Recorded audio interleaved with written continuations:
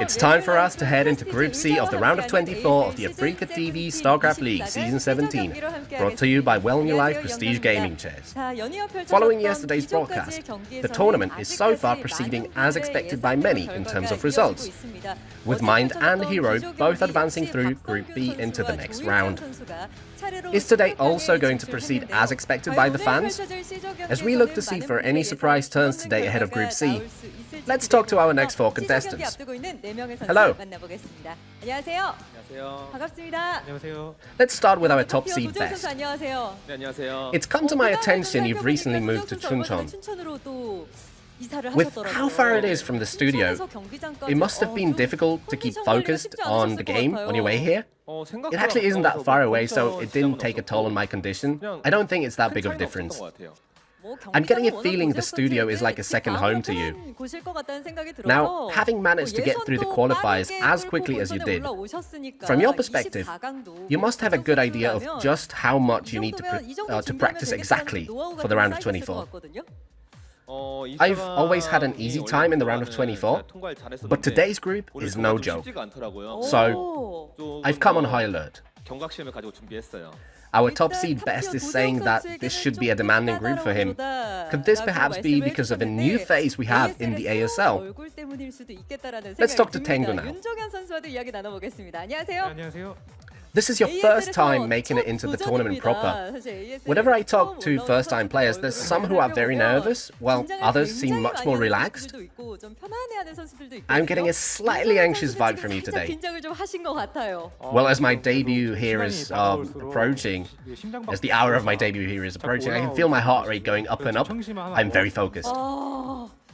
Is there any player in particular who's making you nervous? Or is it the fact that you're playing in front of an offline crowd? Both, I would say. I see. Nonetheless, you showed solid form in the qualifiers, so people are looking forward to see you play. You got through the qualifiers defeating Shuttle. I don't think so. Oh, so you just were in the same group as Shuttle and still managed to advance. No, it was YSC whom I defeated in the qualifiers. Oh, is that so? I'm sorry. It would seem I made a mistake in my research. I apologize. So, you beat YSC in the qualifiers. What reactions did you meet then? Did people say, wow, he's going into the ASL? Reactions? Well, yeah, people were quite taken aback. To have me beat YSC in advance? Nobody really thought that possible. And what about yourself? I myself did not expect that to happen. What will be the biggest surprise then, do you think? Who would you have to beat? Oh, Best for sure. Okay, seems there's a lot on your mind right now. Let's now turn our attention to action. I can still remember how disappointed you looked when you lost to Effort in the round of 8 last season. But I bet you've got your act together and are now going into the current season with a fresh mindset. Am I right? My form is good, and I've come with a rather relaxed mindset. Now, you've mentioned on your stream recently that you feel tired and are having trouble sleeping. Now, when I heard that, all I could think was, just how much is this guy preparing for ASL if he can't sleep? What is he going to bring to the table today? Oh, come on, it's not that bad. I didn't whinge that much, did I? I think I'm just a little tired because of how much growth I've had recently. Well, I expect you to have a good showing today because I believe you've put in a lot of work into practice regardless. Time for sSaK. You're back in the ASL after a year-long absence. How does it feel to be back in the studio? It's been a while since I got to play at the studio, so I'm a little anxious. When you looked at your group's bracket, with Best, Action, and a yet difficult to predict or analyze new player in TaEnGgu, what exactly went through your mind? Wow, this is super difficult, is what I thought. Now, even though TaEnGgu is a 4th place seed, or a 4th tier player, regardless, he's doing really well recently, so it will be a difficult group. Well, still, looking at your run in the qualifiers, a lot of people consider this to be one of your heights, one of your high points. What are your thoughts on that? Well, honestly, I get eliminated all the time.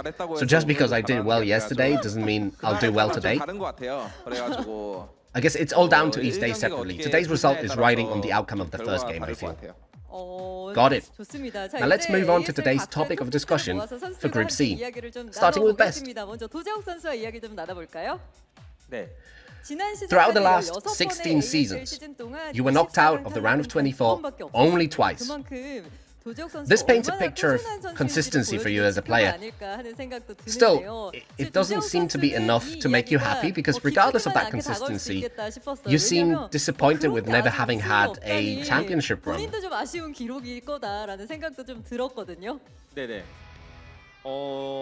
Well, I've had a bunch of decent runs, but not a single grand final appearance yet. Regardless, I'm always thinking about advancing through and staying positive. There's talk this season things might be different for you. Is that something that can be realistically expected, with you having moved recently as well and whatnot? I do want this season to be different. Okay, let's now look at Action's highlight point. Your win rate across all matchups is quite unique, in that your ZVT is almost at a 60% level, while your ZVP in comparison is just around 40%. Considering your opponents today are Terran and Protoss, how exactly did you prepare for today's games?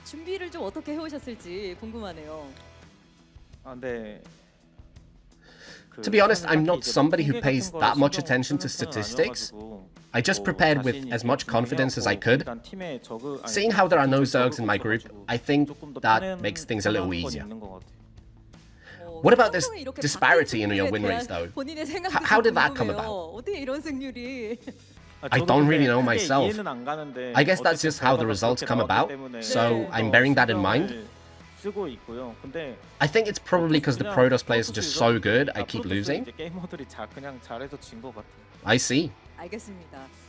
Let's take a look at sSaK's highlight point. Your first opponent today is Action. It's going to be a TVZ. Now, since beating Jaedong in the round of 16 in Season 3, you haven't scored a single victory against Zerg and ASL. Are you aware of this? Yeah, I'm aware of that. That game was like, what, 7 years ago? To be honest, I think my TVC is about average, but I didn't know I had been that bad at winning versus Zerg, so in any case, I want to break that losing streak today. You're saying so much as that you want to break this losing streak against Zerg today. You must be going into this first game with a great deal of confidence then. I wonder if you've come prepared with a sure-to-win build as well. I think I'm relatively confident against Action. I think I might be able to win if I just play the way I always do. You'll play as you always have, got it? Lastly, let's turn to TaEnGgu. Beating YSC in the finals of your qualifier bracket, many people are curious as to your true strength. I would like to know what your thoughts are on this group, and if there's any player in particular you know you can beat. However you look at it, I'm still an amateur player and I look up to all the pros with a great deal of respect. So I knew it would be difficult regardless of which group I end up in. Now, my first game today is going to be against Best. He's somebody I used to enjoy watching play back when I was still in school. Now that I get to go up against him, it's hard for me to believe it's happening. Nonetheless, I'll hope for the best. I see. It's clear that going up against somebody like Best carries a lot of importance to you personally. I'm looking forward to seeing you two have at it.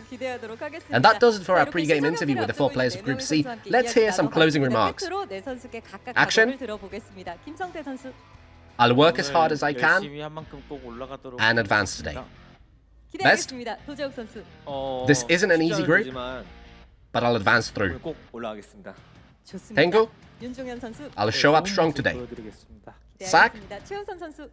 So, a lot of streamers placed bets on me today on AfreecaTV. I will advance and make this guy, Isorion, keep his promise and buy his viewers chicken.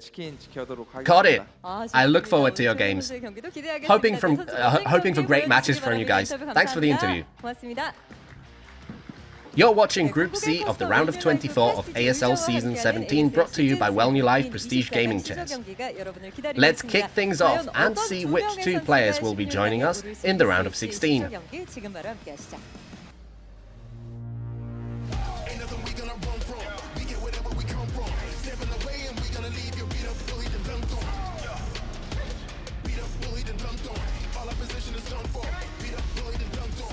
What is up, everybody? Welcome to Group C of the ASL.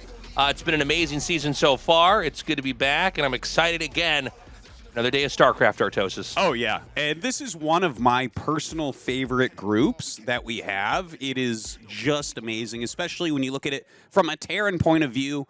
TaEnGgu, who you saw on there being kind of grilled by Hyung, is the ACS champion, right? The AfreecaTV StarLeague champion. That is an unbelievably strong tournament. It's full of people that can beat the pro gamers, but haven't been in any ASL, have never been a pro gamer before. And, you know, he was the champion of that. So he is in extremely good shape. But, of course, it's his first televised match. So I expect him to go out 0-2, but still he's very, very good. Yeah. And the return of sSaK. And sSaK has been, I would say that he hasn't dipped below 6th or 7th best Terran in the world in years. And he's underrated, but he has missed some ASLs. He's had some tough brackets. So to see him return is amazing as well. Yeah, we've had a couple of these players who we know have been really strong. Zealot, Killer, already debut. And look, they didn't look terrible. And TaEnGgu was right up there with him. I'd say he's in better condition than Zealot or Killer, but look, as good as you can be on ladder, and look, winning that tournament, that is a huge deal. That is a real indicator of who are the players, if you're a diehard StarCraft 1 fan that you don't normally see, that you should be excited for. It's this guy. The big question is going to be, how does he perform on the stage? You probably hear us say it all the time, but it's true. It's really going to come down to how well can you play in these best of ones under that pressure, at a different desk, with the camera in your face, with the lights, you know, all the attention, the interview beforehand. A lot of pro gamers, by the way, in the early days, do not like those interviews before they have to get into a match. They prefer to just jump into the games. It's a totally different beast when you're in the pro circuit. Yeah, and not just that, but on top of that, his first match is best, and best has the longest streak of being one of the best players in the world of anyone. Like, this guy, correct me if I'm wrong, but after the StarCraft 1, StarCraft 2 Hybrid Pro League, I don't believe Best did anything in StarCraft 2. I'm fairly certain. I believe he did not do anything. I think he stayed with StarCraft 1 the whole time. You and I were so busy with StarCraft 2, we didn't really follow the tiny StarCraft 1 scene at that time, but, like, Best has basically been one of the top, like, 4 Protosses in the world since, like, 2007 or so. So, like, he is an unbelievable competitor, and for TaEnGgu to go up against him first is probably the worst case scenario for TaEnGgu. Best is a player that we've also had our questions on. We kind of thought this guy was going to win an ASL at some point in time. It was never clear when. I still think it Tasteless. I still think it. I still believe. All the way to the very early ASL seasons, we were like, oh, he's probably going to take one of these. Yeah. And he does not seem to be equipped to take on a tournament bracket yet. He's great in these online cups. He's great in these best of sevens, but for some reason, and, you know, the nature of these Star Leagues are very different, right? Like, all the games are recorded, covered, all the pro gamers, like, people don't just watch, you know, the English or the Korean cast, guys. Others pro gamers co-stream it. They're speculating. It's like everybody's eyes are on this tournament. Yeah. And it does seem like Best is not able to bring it week after week after week all the way to the finals and take it yet. I think we're going to have it. ASL is not going away. It's going to be around for a very long time. But is this going to be a season? Fingers crossed. Yeah, I mean, he really does deserve it. This guy, it seems like he starts to choke a little bit. Like, honestly, if you look at his match against Mind, where he was getting very, very close to the finals a couple seasons ago, he did literally exactly the same attack every game, right? He didn't change his build at all, and Mind kind of figured it out and beat him. Even though I think that he's enough to beat Mind, who is one of my favorite players personally, but it's just like, come on, Best, come on. Like, you can do, we know that you have it in you. So I don't know. Fingers crossed every season. I think he deserves an ASL championship, and I think he will get one eventually. I think so. TaEnGgu's got his work cut out for him. I really look forward to his games here. I'm excited for him. I think for a lot of people, they've never seen this guy before. I know that, the majority of our viewers just poke their heads into the Star Leagues and, have their other interests. But this guy has really improved. And you never know. Sometimes a guy like this comes out and suddenly he's never not in an ASL. And, then he's in the round of 8, round of 4 even. If he's able to deliver what he does online here, he should be a threat. The question is going to be, can he take all that experience on the ladder? He's been grinding nonstop. He's basically been top 10, top 15 for years. Can he take that and have that crystallize into a couple matches here on stage against the players that literally nobody has more experience than these guys? That's very true. Here we go. It's going to be match number 1 on Radeon Best versus TaEnGgu. Can't wait to see what this young uprising star has for us. I think it's not ready yet, Tastosis. I think you jumped the gun, man. We should already be started. I did that right. It's not my fault. It's TaEnGgu, man. The rookie is ruining everything. Tastosis, they'll zoom in on the player faces first, right? All right, we got him. He's got his headset on now. All right, in the top right, we have TaEnGgu. I'm just going to guess. Oh, my God, he's going to steal his gas. Oh, that's wild. It's a 4-player map best. How'd you do it? What? Oh, man. Start this match. I'm ready. I'm wiggling in my chair. Like, let's go. It's going to be fun, man. Let's not forget that Best is probably the best player at just smashing Terran positions.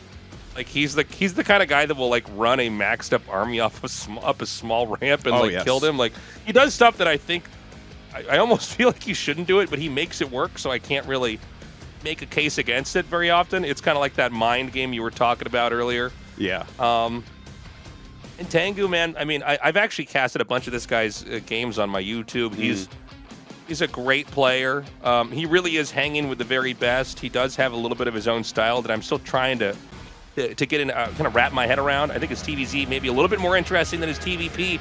Anyways, guys, now we're ready. This is game 1 in this best of 1. As for TaEnGgu, let's do this.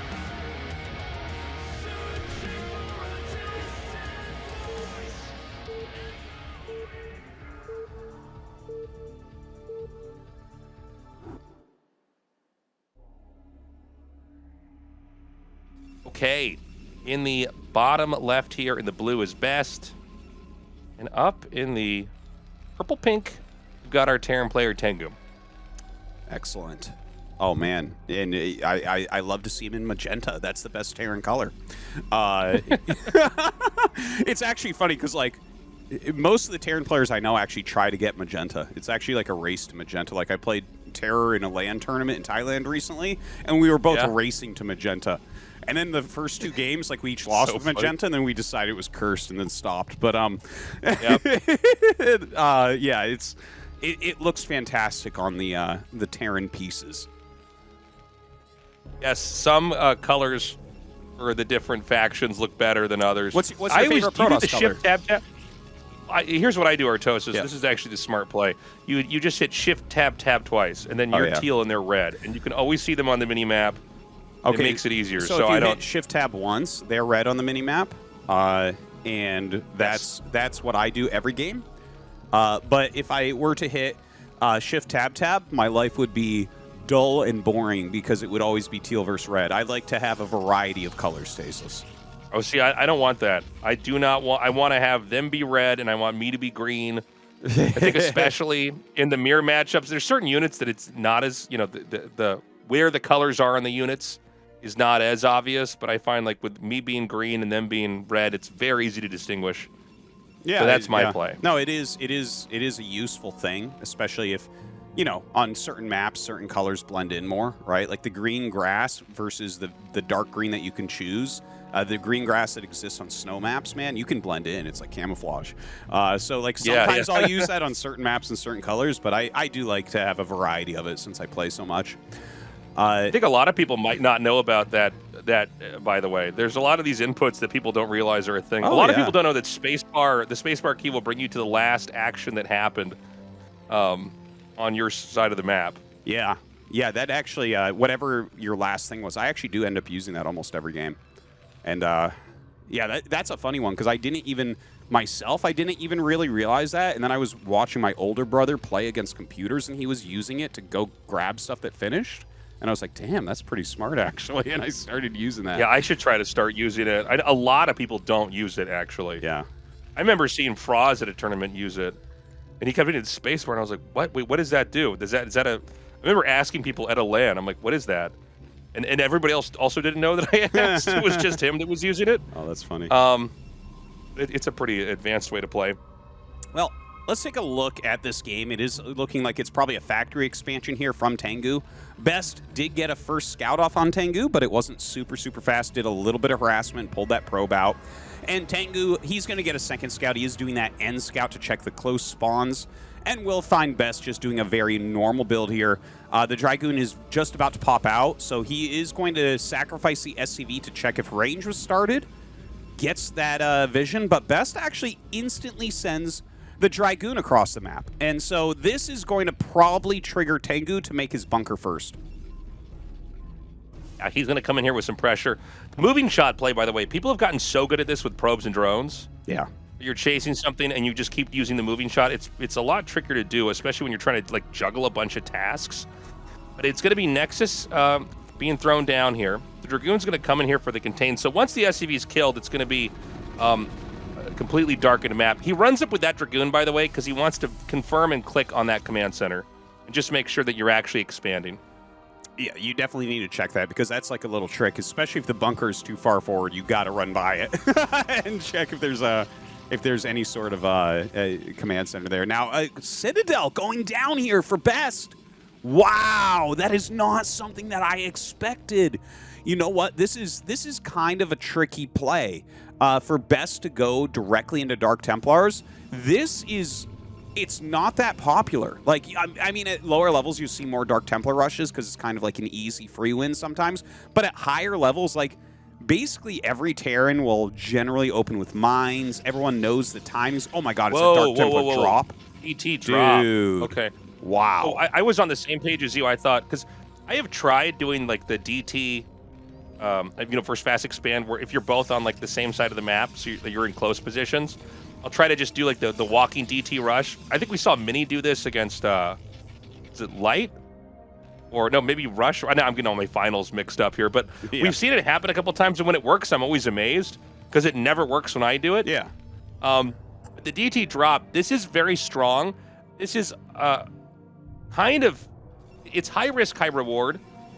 You have to be very careful to not lose the shuttle in the DTs, and you're also a little bit vulnerable to certain harasses and attacks while you're doing this. Mm-hmm. Like, if you try to do this play and he were to, like, let's say, do a vulture drop, you get in a lot of trouble. Oh, yeah. As long as they do have, like, turrets up, right? Like, you have to hit your turret timing with this. And not just that, you have to have your units in position, which is really, really important. Because if you drop 2 DTs out of the shuttle, which is generally what a DT drop is, it's pretty rare to see more than 2 DTs. They will kill a turret in just a few swipes. It's like 3 swipes from 2 DTs erases the turret. It's like 5 hits I think it's total. 4, yeah. Yeah, it's like 40. It's like 4 hits and it burns down or something. Yeah, it's fast. Yeah, I mean, with 2 DTs, it's like it goes so fast. And also, it's 2 DT swipes to kill an SCV. So when you have 2 DTs coming out, one SCV is making a turret, you just whack. It's gone. Yep. But and just as an aside, because I wanted to mention this earlier and I almost forgot. I want to see how he segues from this, because a lot of people like 2-base Arbiter.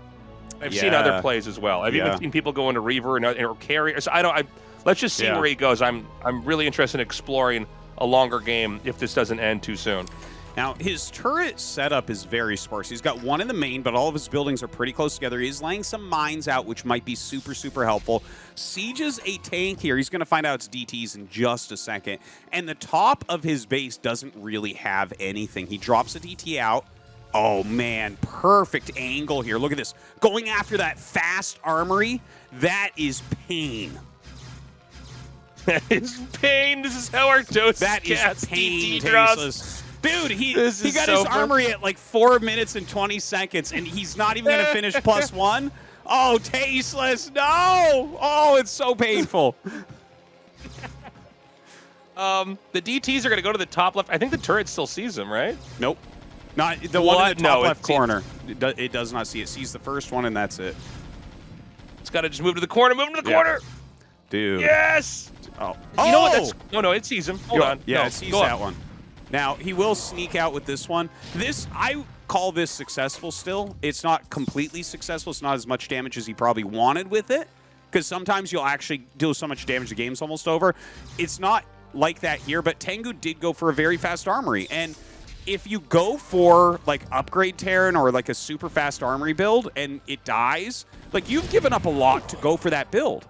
Right? Like, that's too bad he lost that DT. Sorry, Artosis, go ahead. Oh, tasteless. We're watching the DTs. You can see this is a Terran and a Protoss player. Invisible men. They kill the fast armory before the upgrade finishes, and then he finally loses the DT after, like, 3 turrets have been canceled and depots died. You're like, oh, that's too bad he lost that DT when I'm trying to explain why the upgrade Terran is now screwed.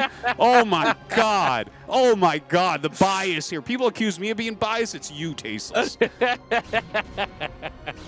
Yeah, I mean, if you could keep that DT alive longer, it can do so much more. It's wild. Like, getting the armory is big. Obviously, the longer you can keep any of this stuff alive, the better. But the fact that Terran isn't forced to make a scanner is huge. That DT is not killed off.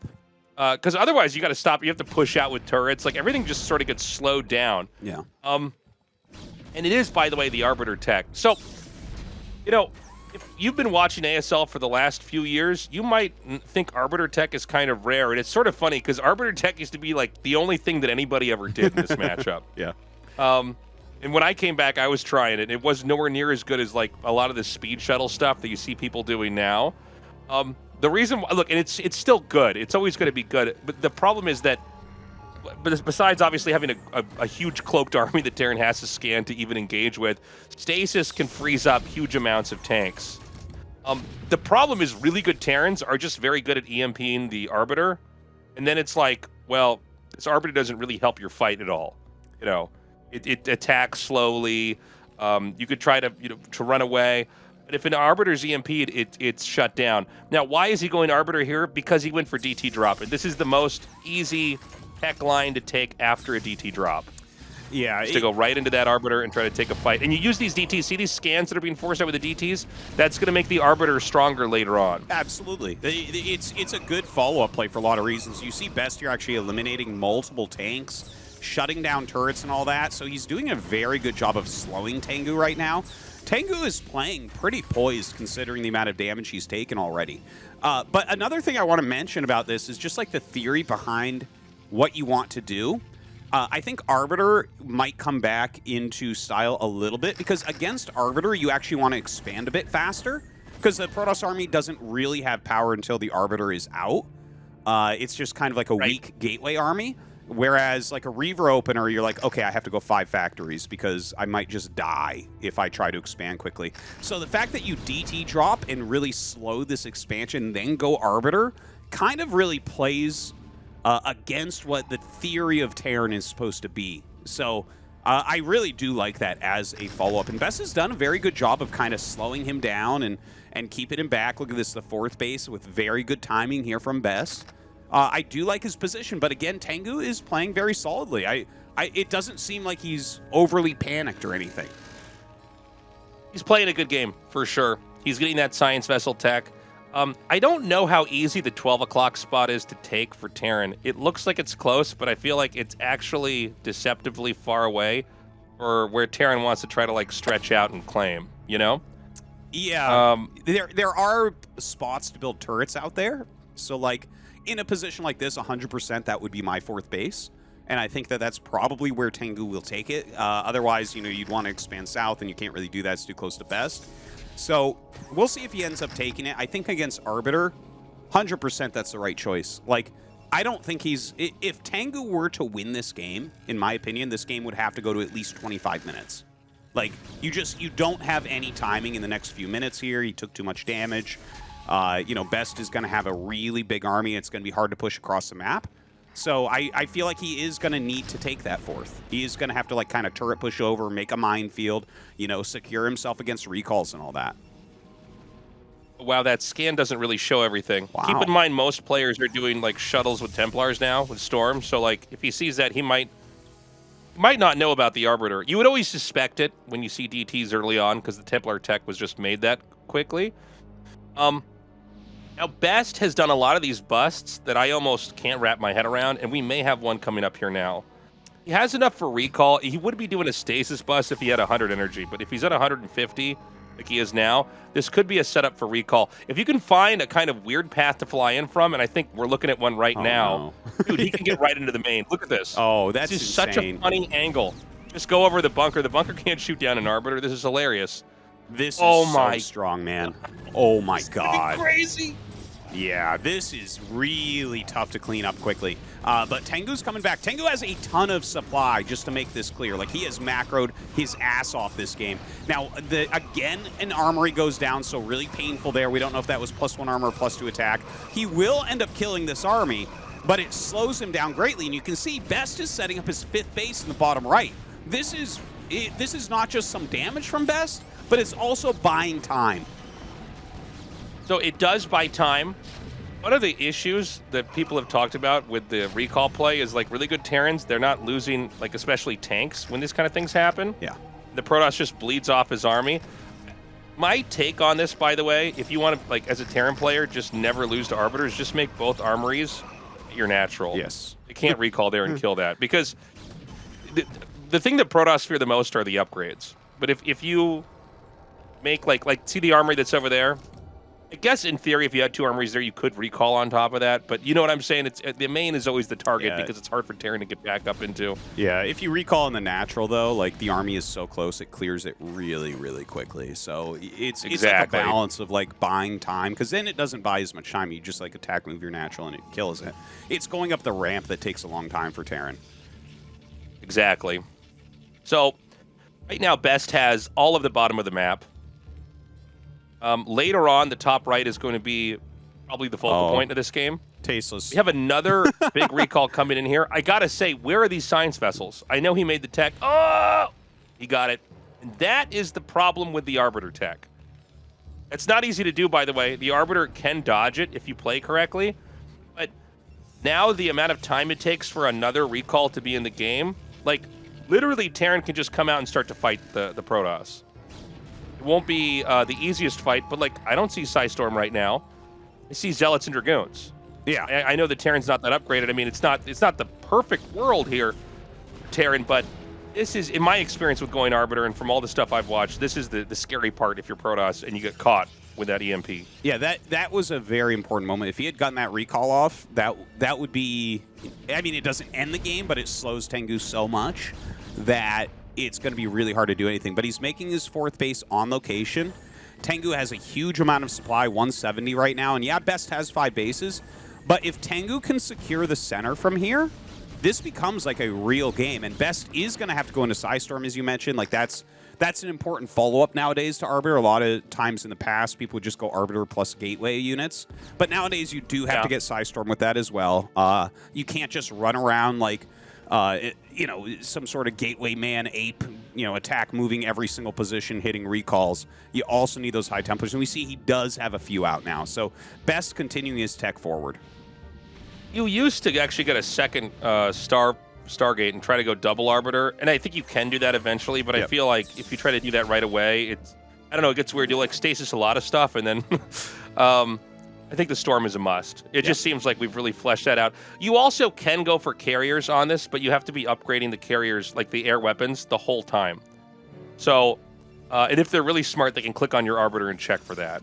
If you try to go carriers behind this and you don't have them upgraded, the Goliaths will be way too strong and just kill them. Yeah, I think the carrier transition is kind of cheesy in a way, because it's like if Terran identifies that that's happening, they wait for you to do like a suicide recall, and then they attack move instantly. Because they know that you're like trying to waste supply to open up for carrier, because you have to play maxed basically with Arbiter. You can't save over supply to sneak out some carriers here. Yeah, we saw a funny interaction back there. This happens a lot, where the vessel and the Arbiter both see each other, and so they both just cast their spells on each other because the vessel frozen can't detect, and if it doesn't do any. Okay, hold on a second. We got a big attack coming in here now. Now, the Zealots are actually coming at such an angle. They're really drawing these tank shots down on this. TaEnGgu, I got to say, that was a really good hold. It was what did lose a couple of tanks, but he did drive him back. Oh, these Zealots. Dude, that's the second cancel on the fourth. This is brutal. Yeah. TaEnGgu has really been trying to make that on location. If he had just started it over at his natural and floated it over, like, it would already be mining. But unfortunately, he's now canceled it twice. You can see he's starting to go dry. He's only got 1-1 upgrades here at almost 18 minutes and 3 base. So, like, a lot of things have gone well for TaEnGgu, and he's still macroing well. He's still doing a good job. But getting the fourth denied, like, realistically against Arbiter, you kind of want this fourth at 16 minutes, and he was making it back then. And now we're up at 18 minutes, and he has to restart it, which means it's going to be 19:30 before he has any SCVs there, right? So we're getting really late into the game before he has that economy boost. This is a great game. It's also funny because it looks like a certain time period from Brood War. This is a very, like, the highest level 2010 StarCraft 1 game. Something like that, yeah. Like, yeah, you know, okay, he's going to come in here now. Now, the shuttle has the Templars. He's going to drop these out, and he's going to blanket this area with storms. There are so many coming down. He needs 1 or 2 more to actually wipe the tanks. He gets most of that off. And Best, by the way, we know he's actually okay because his supply is so high. He's at 165. So there are so many units spilling out of these gateways. But Terran still might have a little bit of play here on the map. Now, going big picture, it's going to be really hard to imagine a world where the Terran can push the bottom right base, the way this is going. But Terran could try to take the top right base. Yeah. This is still favored for the Protoss, but there's a period where if the Protoss can't get control of the top right quadrant, because this is a 4-player map, if you can't control that last starting location, that's the way Terran can win. I don't know if we need to go look at that from this direction yet, but I feel like this is not a game Terran could take with a push. Absolutely, you're correct on that. What he needs to do is max out and then expand to top right quickly. We'll see if he's able to get there. He is still hitting some good EMPs. He has some good defense matrices. He's trying to spread out. It's just that his supply is a bit too low. The 4th base was very, very late, so it's hard for him to continue this production. His minerals are staying low. His gas is staying low. It's just Best has traded very well this game. That's it. He got him. He broke that position. 12 o'clock cannot be seized. And so, I mean, that's that. I got to say, it was a good game. It was an impressive showing. TaEnGgu actually able to hang, able to macro, able to fight against Best, but Best really brought it from the DT drop all the way to the late game Arbiter play. Yep. And there you go. He wins 1-0. I think that was an excellent strategy for the map as well. I think it's a very good map for Arbiters in general. There's a lot of different flight paths where turrets can't really be placed. It's also a great map for, like, just huge armies because the center is very wide open. So really well strategized by Best, which I'm normally not saying. Like, he's mostly a macro beast that just punishes people no matter what. But I think that that was a perfect strategy for this situation. He played it immaculately, and as expected, he will take down TaEnGgu. But TaEnGgu looked good, too. That was a stressful spot, and he just played his game and macroed well, and it didn't go his way, but that was nice play. Yeah, it was a lot of fun to cast. Best is still Best. He's still, you know, a very, very scary player, a very worthy opponent. So that starts off our Group C, but we got a whole lot more games to go, guys. Coming up next, Action versus sSaK. Do not want to miss it. We'll be right back.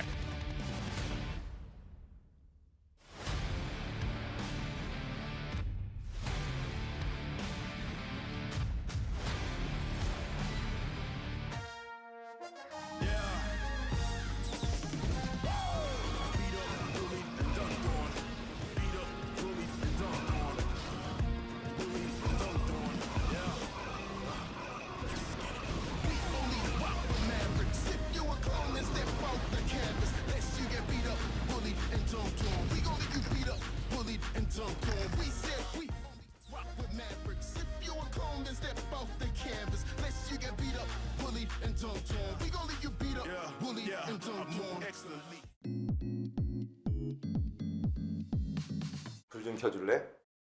내 의자 좀 보게.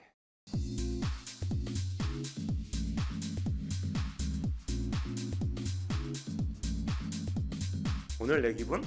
각도로 말할게.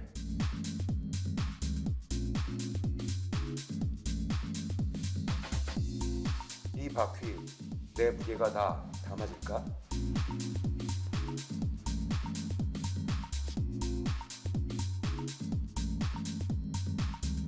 하루만 네 의자에 메시가 되고 싶어.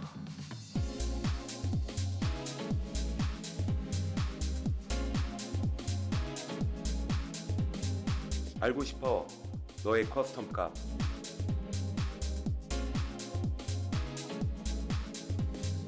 만들어봐 네 의자의 꿀자세.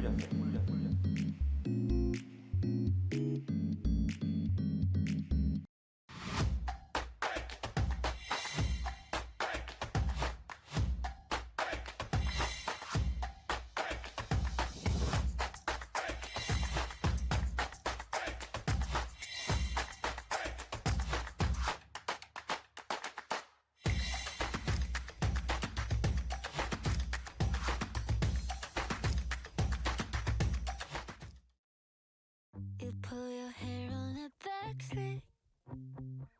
You know I like it like that. The other girls in the backseat, me in the front 'cause I'm bad. And it feels like the prom. That's when never saw a little drum. And they're waiting for us. Hey, you, jumping on Cadillacs. Here's to the best that we'll ever have. Everyone's watching when we're walking in. Hey, but they don't know you like I know you. Now they know. Now we're sharing this cake. Eat it straight from your lips, no plate. I'm first class, looking like a Barbie. All my friends, they really try to warn me, but I just want another this with you. You want another this with me. Won't let you down. And it feels like the prom. That's when never saw a little drum. And they're waiting for us. Hey, you, jumping on Cadillacs. Here's to the best that we'll ever have. Everyone's watching when we're walking in.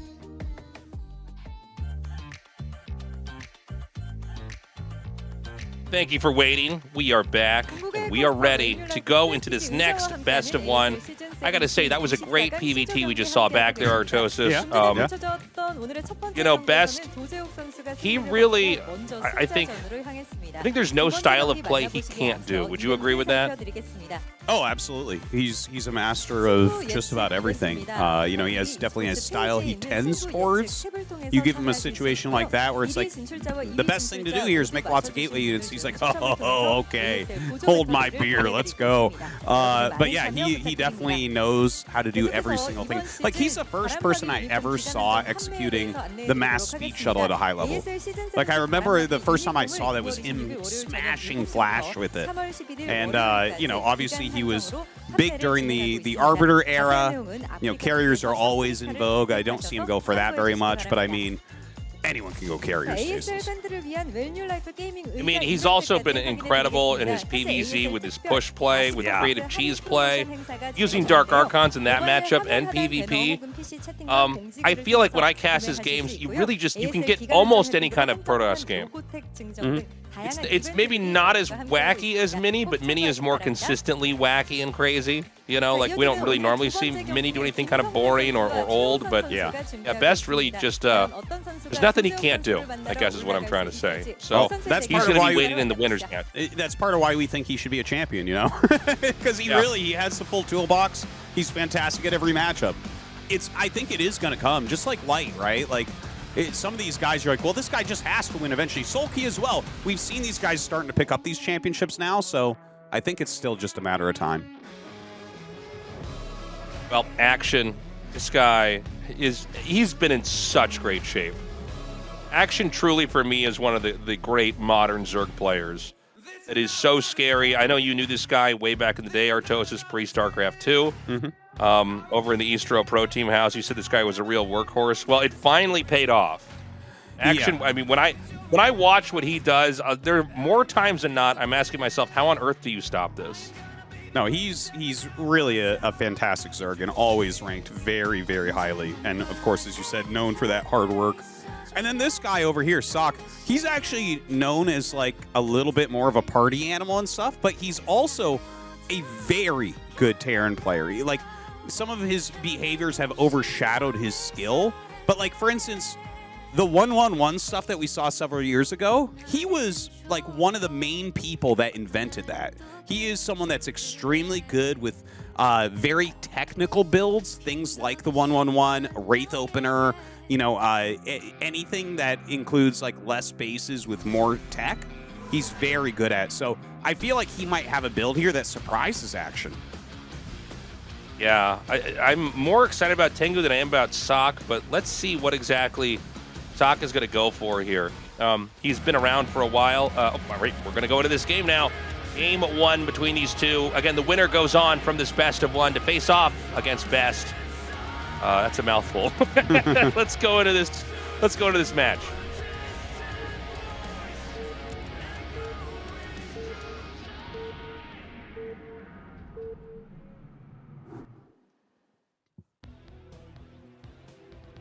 Okay, Action in the bottom left, and sSaK in the top right. We're on the same map again that we just casted on. And you know, we've hyped up best quite a bit, but I'm honestly expecting Action to get out of this group first. Yeah. What about you, Artosis? Yeah, no, I think that's pretty fair. But it is a tough road for Action as well, because like I could see sSaK beating him, and best of course can beat Action. But Action is an unbelievably strong player. Like, he's not quite hero level, but I feel like he's another version of hero, where it's like hero's almost always round of 4, and then Action is like almost always round of 8, you know? Yeah, 100%. So sSaK, this guy has been streaming for a long time. I think pretty much all the guys on ASL stream. Is there somebody who doesn't stream that's in ASL regularly, Artosis? No, I don't believe so. The thing is, I believe, yeah, no one makes their living as a pro gamer. Like, even if you look at Flash won so much money, but it's just not that much. The prize pool isn't that much, and twice a year. Like, it's good money, obviously. Like, it's amazing to win tens of thousands of dollars, but you can't support yourself off of prize money like that. It's more off of streaming and the things that they do daily, right? There's like daily pro leagues with prize money, and there's just being a streamer. You know, you get ad income and YouTube income and all these different things. So I believe every top-end StarCraft guy streams at this point. Oh, a sign for Naoki to Gypsy. Nice. All right. What was I going to say? Yeah, I feel like it's been a good change to have everybody able to stream and kind of become content creators too. It gives the pro gamers a lot more freedom. But like, as an example, like, does TaEnGgu stream? I don't know if I've seen him on, or some of these small, like, does Killer have a stream? I'm actually not sure. I believe that they all do. I don't personally watch a lot of those, and honestly, I don't watch as much streaming as I used to just because of Seawall. But yeah, I think everyone does. It's like you can't make a living otherwise. You need to build the viewership. Let's actually do a little mention of that too, because that's a tool a lot of people could use. There's a website called CWAL.GG, and it harvests all the replays from the ladder. So you can get on there and you can find, and by the way, the top people on the ladder are the people in ASL. They're sometimes not on their own IDs, or they're using Smurf accounts, but if you want to learn in a really hands-on way, you can just download those replays and look at those, and it's a great tool to study. Greatest resource really in the history of the game. It's unbelievable. Yes. Yeah. And, yeah, I mean, I use that a lot nowadays, and that's part of the, you know, I feel like so much more prepared for ASL since that came out. Because, like, I'd watch as many of the games on the streams as possible, but now that I can literally just go check exactly what they're doing in their ladder practice, it's a different level. Yeah. And, you know, there are custom games and everything like that, but a lot of the ladder games are where people are labbing out stuff and trying out things. Yep. So it's a pretty good way to kind of get a taste for where each player is actually at. Mm-hmm. So in this game, we've got Terran going for an expand onto the low ground. Link's chasing this SCV. Zerg is going for, I'm assuming, just Spire play on layer. I liked the layout of the Marines, by the way, at sSaK's entrance. Where if you peek, it might look like there's one, when there's actually a second, and then that's chained to a third. I guess if you try to run by with 1 or 2 Zerglings, he can punish that pretty hard. Like, you might think, like, oh, is this like a factory or something I should scout? And then you run up, and the Zergling dies before it can get anywhere. So that is kind of cool. Right. It is kind of neat. And, of course, if the Overlord tries to peek out, he has them in line to all shoot at the same time and try to push that back with heavy damage. Speaking of which, if you take a look at what sSaK is doing, this is a very standard play. This is just a 2 Barracks Academy rush. And, you know, normally what you're doing with this is, once upon a time, it was to kill the fast third base of your opponent. But nowadays, Zergs don't do that because the 2X Academy is strong against it. Instead, they go third hatchery in the main base, like you can see from action. But still, you can sometimes force 1 or 2 sunken colonies with this build. And that's basically what it does. It tries to get rid of a couple of the drones, and also the timing at which you move out. Generally, that will deny the production of a couple Mutalisks for additional seconds, which gives you extra time to get your turrets, your anti-Mutalisk defense up. So pretty standard, pretty safe build here. We've got the eBay tucked away in the back. They'll be getting +1 attack. Although, who was it we saw get armor? Was that Rush that did that in that one game? That was like yes, that was a really odd moment. I still think about that game all the time. I'm imagining we're just going to have +1 attack coming out here. The Lings are going to try to run by. I don't think he can stop this from getting into the main. So this is actually oh, hold on a second. That is excellent, Micro. That was really superb. Yeah, that was really impressive. But the Ling gets in regardless. Now, and I mean, you don't find much here. You just see, okay, this is a normal game. Yeah, and this is the 100% standard move that you do against this 2Rax Academy. Because basically when they move out, they're moving out with everything they have. So if you run by with 4 Lings or more, then it just kind of slows them. So notice how Action didn't have to make a sunken. That's because he sacrificed the 4 Lings. He bought enough time that sSaK knows he can't get across the map before the Mutalisks are out. And if you're out there while the Mutalisks are out, you're going to lose all of your bio. So this was very, very well done by Action. He didn't have to make any sunkens. And he threw down at a beautiful location a very fast evolution chamber. So it is quite likely that we will see Action go into Crazy Zerg, and he is one of the best Crazy Zerg players in the world. Right. Every time you say Crazy Zerg or Tastosis, it's such a poorly play style that doesn't tell anybody anything. It's whoever did is awful at naming things. But what Artosis is trying to say to anybody who doesn't speak his secret language of Terran is that this is a play style where you go right into Hive. You have tons of Cracklings. You have tons of Ultralisks. And obviously Defilers are a factor as well. We have seen players use Queens. I think that was like a thing like 3 or 4 years ago. Although I haven't seen it as of late. Yeah, it's not really used anymore very often, but it's basically just a rush to +2 carapace. You skip Lurkers and Defilers, and that's why it's called Crazy, because it's like, what? You can win without Lurkers and Defilers? Yeah, you get a ton of Ultralisks, and that's exactly what it looks like Action's going for. We can't tell 100% yet, and sSaK is actually getting an add-on here for his factory. Now, okay, so this makes a bit more sense because he's going Valkyries. So he'll be going for Valkyries plus siege tanks, and that's reasonable, but he has to, if this is Crazy Zerg, he probably has to win this game off of 2 base with a very fast push. Right, so the mutas are coming out now. And, I mean, he's actually kind of drilled a little bit of a hole over here. He could start to use these glaives. Those are connecting onto the SCVs, and that damage is chaining up into the mineral line. He's going to have to come back. You know, the Zerg taking this base that's just right at the 3rd, almost like it's a PVZ. That's a pretty long travel distance here. So, you know, Action can really use these mutas and just keep lodging attacks here. And there's no real easy place for Terran to come back out and try to hit this different location. Yeah, if you go Crazy Zerg, I think a move like that's really good. You don't get any defensive advantage by taking, like, a main base where you would put Lurkers up a ramp. You don't get anything with that. So having a base that's closer by makes it harder for Terran to do something like drop it and get away with that. So I really like the play from Action. It really does look like Crazy Zerg. We don't see a Hydralisk Den or anything. You know, it's just that +1 carapace that's on the way. So it really looks like that's what it is. But sSaK, if he's realized what's going on, he has to throw down extra barracks. Maybe he wants to try a tank push, but he has to like really macro very hard to be able to win. Look at these lings. This is just enough that he probably has to go back. He's not going to go back. Okay, so this is enough lings. This will kill whatever comes out of the barracks. Look, it's not an easy decision. I'm not trying to be hard on sSaK. Oh, he had a couple more Marines back there. Okay, he will be able to save this. He fractured off a couple more. But anyways, this push is inbound. 2 sunks are up. Now, when you see this type of play style, one of the issues that comes with it is that you don't have lurkers. You don't have lurkers in mass, right? Are there lurkers back at the base? I don't think I saw any. Absolutely none. There's none, right? Because you skipped this tech entirely. Yes. That's the whole idea of the play style. Okay.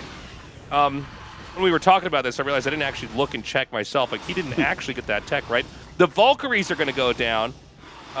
Big victory for mutas everywhere when they actually beat the Valkyries this time around. Looks like it will be saved. A lot of bruised mutas are going to get away. And here it is. The Ultralisk Cavern's coming up. And this is a really tricky situation because so much of TVZ you think of as kind of this finesse matchup of like dodging the Dark Swarms or plowing into the lurkers while they're unburrowed before they can burrow again. But this style of play, really, it's like the Zerg has the muscle. Yeah. If they can get the surround and they can get the angles on you, they just crush you, and suddenly you're the flimsy army. I tell you, Action's doing a great job at reducing the Valkyrie count. He's killed off like 4 of them at this point, which those are an important part of this army because you want to push the Mutalisks back. That'll give you more of an opportunity to maybe kill your opponent before the Ultras upgrades are ready. And look at this. Oh, Tasteless. I love what I'm seeing here from sSaK. And like I was saying before, he is one of the guys that has really worked a lot on things like mech against Zerg, on things like the 1-1-1 or Valkyrie rushes, anything like that. That's sSaK's wheelhouse. So the fact that he is doing a switch into mech here is very, very exciting. The one thing that I am This is going to be a long one. Yeah, it might be. The one thing I'm nervous about is how does he secure 2 more bases? Because in theory, that's kind of what you want with mech is like 4 base against Zerg. Whereas if you're transitioning on 2 bases, it's like, okay, so you're going to be pumping out like mass vulture tank, but how do you get more bases? Because you'll be cost efficient, but Zerg can start to take the map pretty quickly. You know, it's funny. When we first came back to casting StarCraft 1, this was a little bit before Remastered came out even, and I remember seeing, I think it was actually Flash, do this playstyle where he was going bio, and then he'd stop everything and make factories, and I'm like, oh man, there's a lot we're going to have to learn now that we're back. Like, this was just, there's a lot of weird stuff players were doing where I think you and I envisioned us coming back and just immediately talking about the same games, and it was totally different. But this was one that really intrigued me because it's such a dramatic way to play where you've teched, even upgraded into bio, and now you're going to ditch it all and then completely switch tech. But it does seem to be a good way to deal with the Zerg that's going for this kind of massing style. Is now because they can't attack into you. They can attack you if you're in the middle of the map, which we might see here depending on the positioning. But if you stay back and mech up and just plant mines everywhere and go into vultures and siege tanks, it could be very tough for the Zerg to really get any value out of what they teched into. Yeah. Spider mines and siege tanks and all that, obviously very good against Ultralisks and Zerglings, but what I was talking about before where it's like, okay, but you don't have the extra bases. Generally what it is you force the Zerg to trade into you poorly. If you have 4 bases, that means that you're going to max out really quick with a ton of mech and it's going to be really scary. And oftentimes that can do, that puts like a almost passive pressure on the Zerg. Here, what he's doing, it's like, okay, well, I mean, you're upgrading this mech. Okay, 3rd command center finished. But like 3 base mech is not unbeatable for Zerg, right? Action is going to start taking more bases. He's going to macro heavily. He might go into drops. He might go into queens. We don't know exactly what he wants to do here. But, you know, I don't feel like there's that passive pressure of like you're afraid of a death ball that's just going to kill you. You know, it's just not going to be that fast from sSaK. I think you make an excellent point. I mean, the money's not there. The idea is cool, but yeah, you can't just go switch full on into mech off 2 bases. You don't have the kind of money. So it feels like he put the cart before the horse here. I guess it was a game where he was controlled pretty well. This is a good victory here for sSaK. He's going to take this base out. If he can keep Zerg in that quadrant, maybe he'll be fine. But he has to make sure he gets not only that base that we just saw, but at least 1 more base, probably at 12 o'clock. And look at this. He literally sent one Ultra through the mines, and he's just right-click. He's not even on attack move there. Just running through everything, and this is the scary part. It's like, are you going to trade efficiently here, sSaK? And I don't know that he is. Ultra's already getting on top of these siege tanks.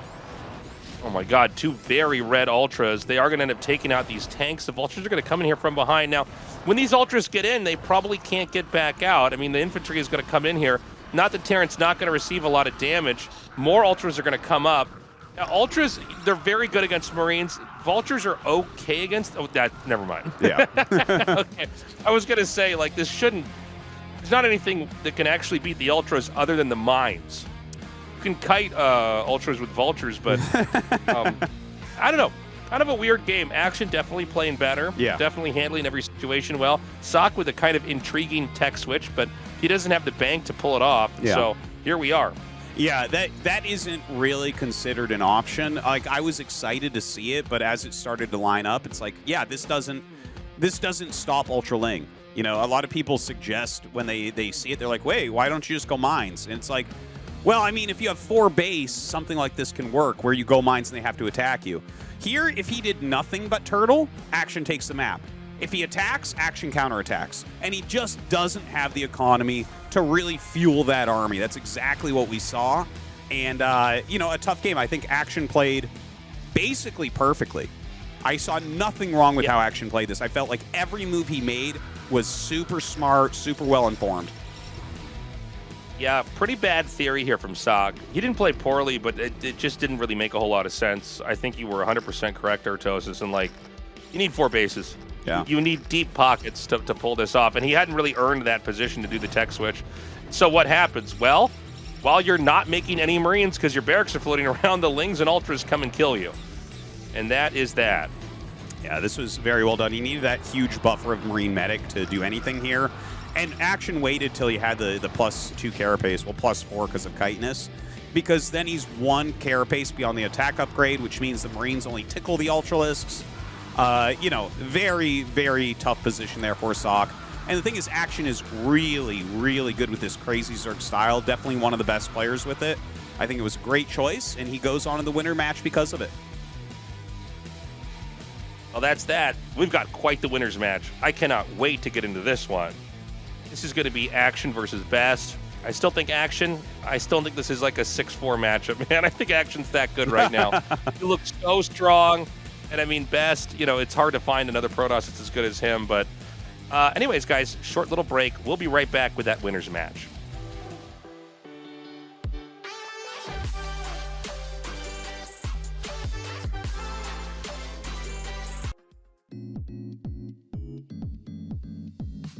불 좀 켜줄래?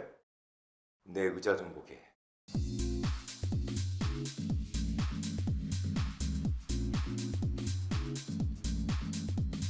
오늘 내 기분? 각도로 말할게.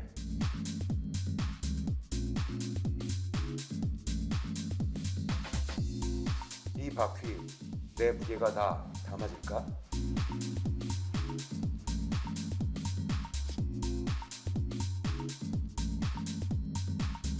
하루만 네 의자에 메시가 되고 싶어.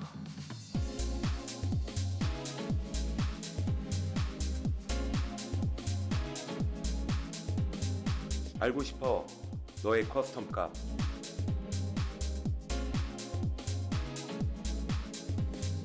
만들어봐 네 의자에 꿀려.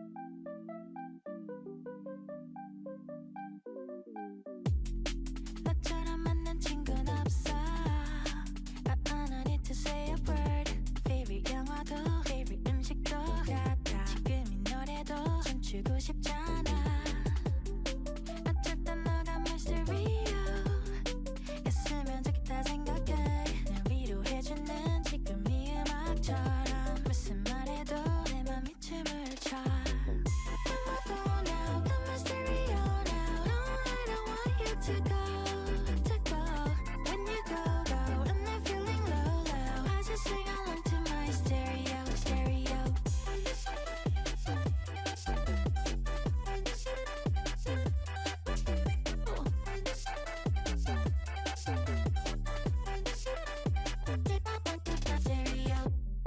When you say I'll be there for you 진심인 게 느껴져 눈물 날 때도 웃겨 배 아플 때도 지금 이 순간도 내 옆에 있잖아 어쨌든 너가 mystery였으면 좋겠다 생각해 날 위로해주는 지금 이 음악처럼 무슨 말해도 내 맘이 춤을 춰 Got my phone now, got my stereo now You know I don't want you to go When you go, when I'm feeling low, low I just sing along to my stereo Yeah Got my phone now, got my stereo now No, I don't want you to go When you go, I'm not feeling low, low I just sing along to my stereo, stereo Got my phone now, got my stereo now No, I don't want you to go When you go, I'm not feeling low, low I just sing along to my stereo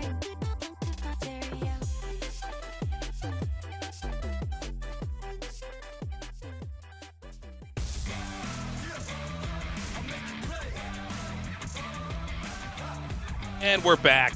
It's time to go to this winner's match. I could not be more excited. You know, Best keeps saying it. Is this guy going to take an ASL? It feels like it's going to happen, kind of like it did with Sulky, right? Mm-hmm. But right now, Action stands in his way. And he's another guy, man. This guy's looked untouchable. Yeah, I mean, Action is so strong, but I don't get the same feeling that he's going to take an ASL. And maybe that's a problem with me, but he doesn't. He feels like the strongest of the supporting cast of champions. You know what I mean? Yeah. Where it's like, sure, this guy, totally. The tournament wouldn't be good without players like Action, and he's so strong, but I'm like, I don't know if he has that oomph to be a champion. And if this was the old Star Wars, he would be our Boba Fett, okay? Yeah. Like, everybody knows him. He's so good, but he's not, you know. He's the not Darth championship Vader, gatekeeper. he's not Luke Skywalker. He's the gatekeeper, man. Sure. Like, to win the championship, you have to be able to beat him. I don't know. I hope the best for him. He's a great guy, but we'll see if he's able to take down Best as you think he is. I think it's going to be a great macro match. All right, guys, we're ready to get into this game. The winner will be the first to escape from Group C and go on into the round of 16 here in the ASL Season 17.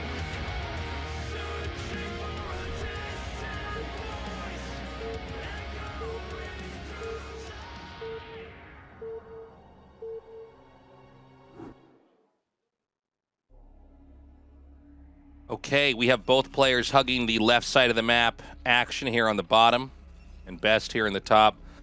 Before we get into this cast, we just want to say, guys, all the love on Patreon. We appreciate you guys so much. If you haven't signed up already and you want to support us, we would encourage you to go to patreon.com/ASL English. Every season has been incredible, but every off season that we have, the Patreon dips back down. We have to build it back up. So if you're one of those people, we hope to earn your support. Yeah, thank you so much, guys. It's really appreciated. Keeping Brood War alive, and hopefully we'll be able to do this forever. So thank you very much to everyone who has signed up. And if you haven't and you want to check it out, that is patreon.com/ASL English. And of course, you get the secret Tastosis podcast. Don't tell anyone. That's right. We talked about some secrets on that podcast just recently. Yeah. The last one for Group C. So yeah, guys. We love you. We appreciate you. Thanks for the support. In this game, we've got the probe headed down right now. This looks like it's probably going to be a forge opening because he scouted after Pylon.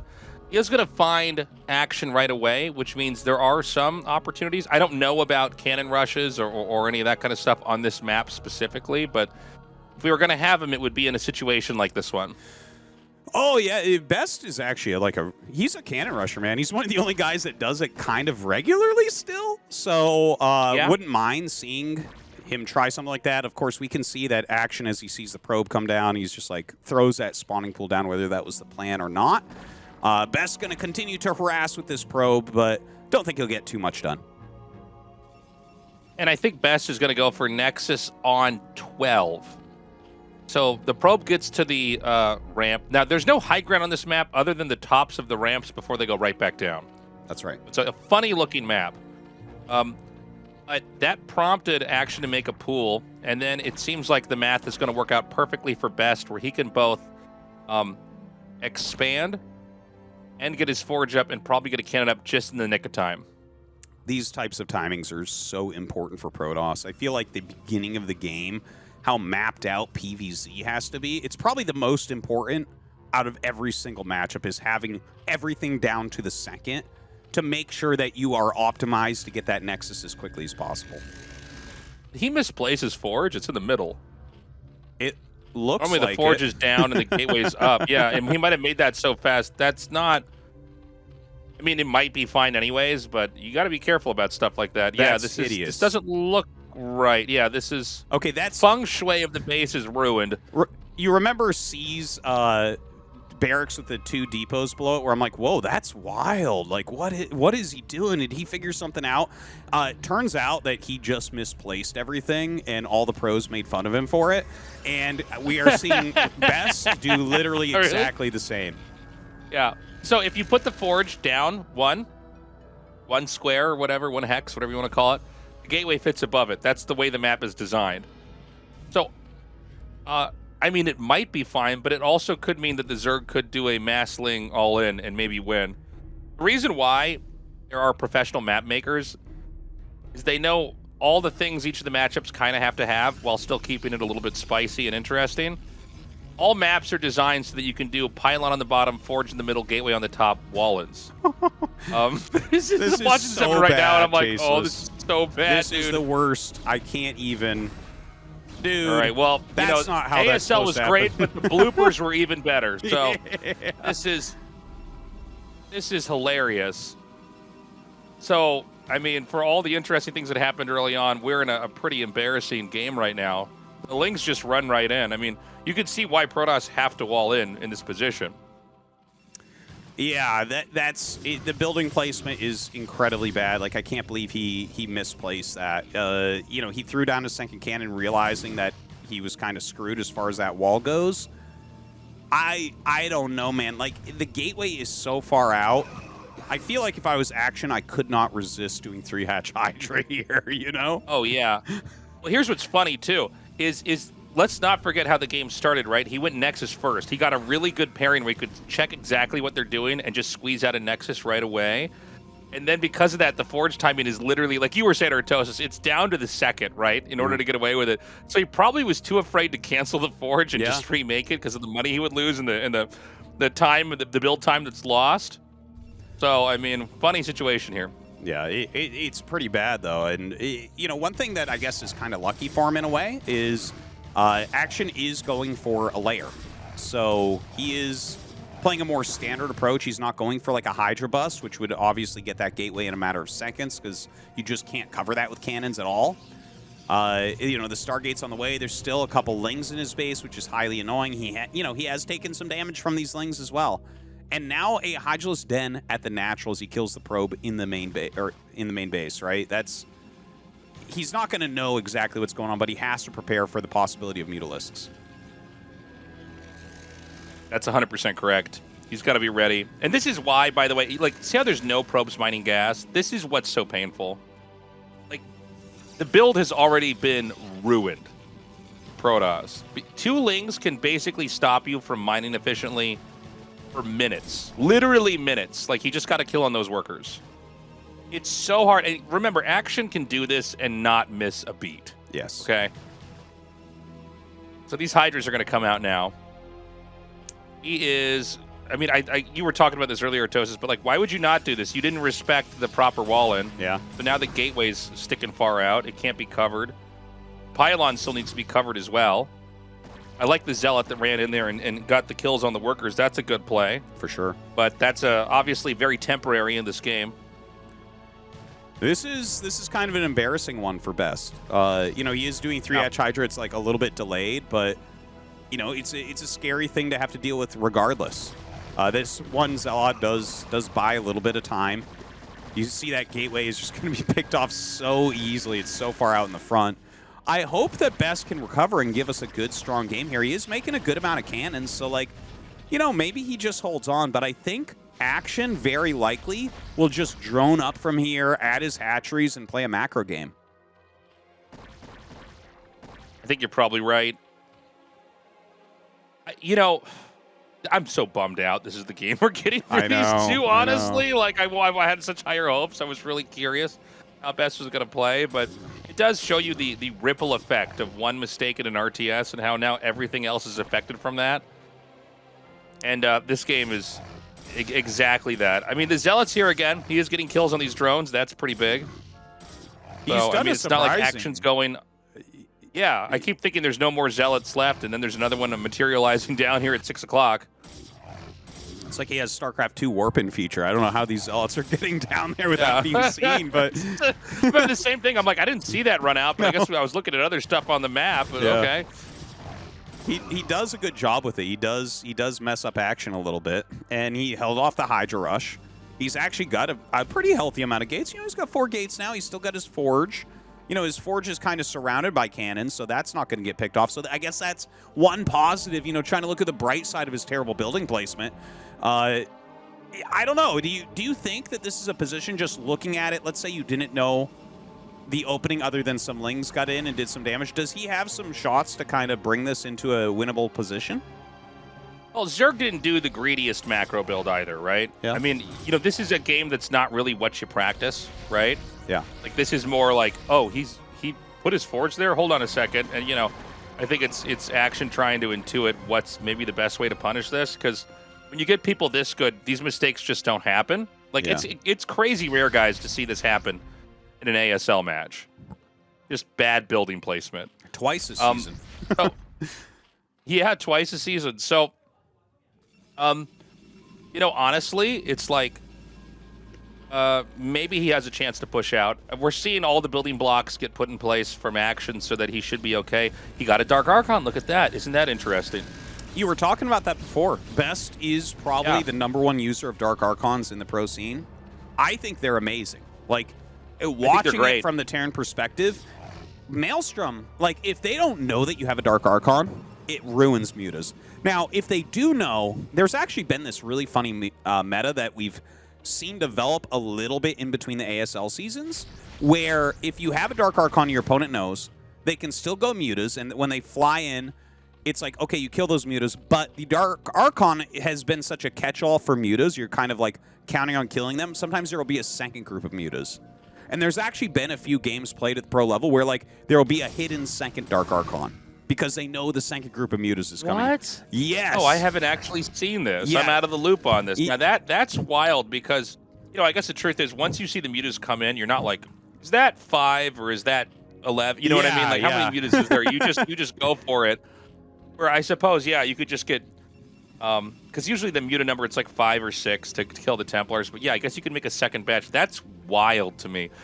What I like about this kind of play is that if he does... Now, here's the thing. He's actually not going for mutas, by the way. This is Lurker Tech. Yeah. There's Scourge out here, so it's not going to catch what he wanted. But I think if you're in one of these games where the Zerg is going to try to win like that, it's a good catch-all. And look, there's functionality from the Dark Archon in other ways. Like, if there's a big group of Hydras, you can catch that. There's lurkers that are on the move. You can grab a bunch of them. They can't burrow. Mm-hmm. It's definitely a very useful spell, and even without mutas there, it will be useful. Tastosis, this is 11 gates. We always talk about how 8 gates is perfect macro off 2 bases. Explain, please. He's got so many gateways. Well, yeah, he's like all in. Basically, you can go up to 9 and eventually 11 if you stop making workers. Yeah. He's expanding crazy late. You go up to 8 gateways if you're playing normally. Yeah. But I guess this is not a normal game. Well, things have certainly gone wrong, so I don't judge him for wanting to go. By the way, that's the only high ground that you see is right on the top of those ramps. Right. But yeah, I don't blame him for doing something kind of risky. In fact, I like this. I actually quite like this as an idea where it's like, no, we're going to make sure we have 0 minerals and as many units as possible, because the macro of Action is super scary. It's kind of similar to Best. Action is kind of like Best as Zerg. He can do everything. His macro is unreal. The later you get in the game, the less likely you're going to beat Action. Action's got this big group. It's slowly moving across the map. I think he wants to try to set up a counterattack. I'm looking at this, man. This looks so bad for Protoss right now. Like, where do you attack? Dude, I don't know. It's a good question. I don't see anywhere that it feels like you can attack. Maybe you hope he attacks you so you can kill his army. Yeah, maybe. This is the right number of Hydras to send through here, by the way. This is enough to kill these cannons off. When I saw this map initially, I thought, oh, well, now Lurkers can't really go on the high ground and burrow up there. But apparently they can. They just do it in this small strip. Yeah. So that's still a problem. Counterattack is ready to come in. There's a lot of cannons there from that early Hydra bust, so you've just got to be careful with that. He has 2 Maelstroms. Okay, he throws them both down there immediately, and they, that's pretty worthwhile, right? He kills an Overlord in like 7, no, not quite 7. He doesn't quite get those last couple, but 6 Hydras and an Overlord for a couple Dark Archon spells. Not bad for the cost of kind of 3 DTs when you count in Maelstrom as a cost, but yeah, he's defending pretty well. Like, he's zoning back and forth here, and Action's not able to break in yet. Nice Ice Storms are coming down. Zerg's got to be careful. I mean, this is kind of the only thing that Protoss can hope for is you just start attacking into him. These narrow angles where you've got Psystorm and Dragoons, right? So Action might be wanting to end this a little bit too soon. Maybe he didn't imagine that the 3rd base could be taken. He's getting a little bit uncomfortable here. But, yeah, I mean, Protoss is just going to sit back and power up. It does seem like no matter which way you try to run out of your base, by the way, Zerg can run in from one of these 2 angles and counterattack something. It'll be interesting to see as the game develops where exactly they go. Push here from the Lurkers.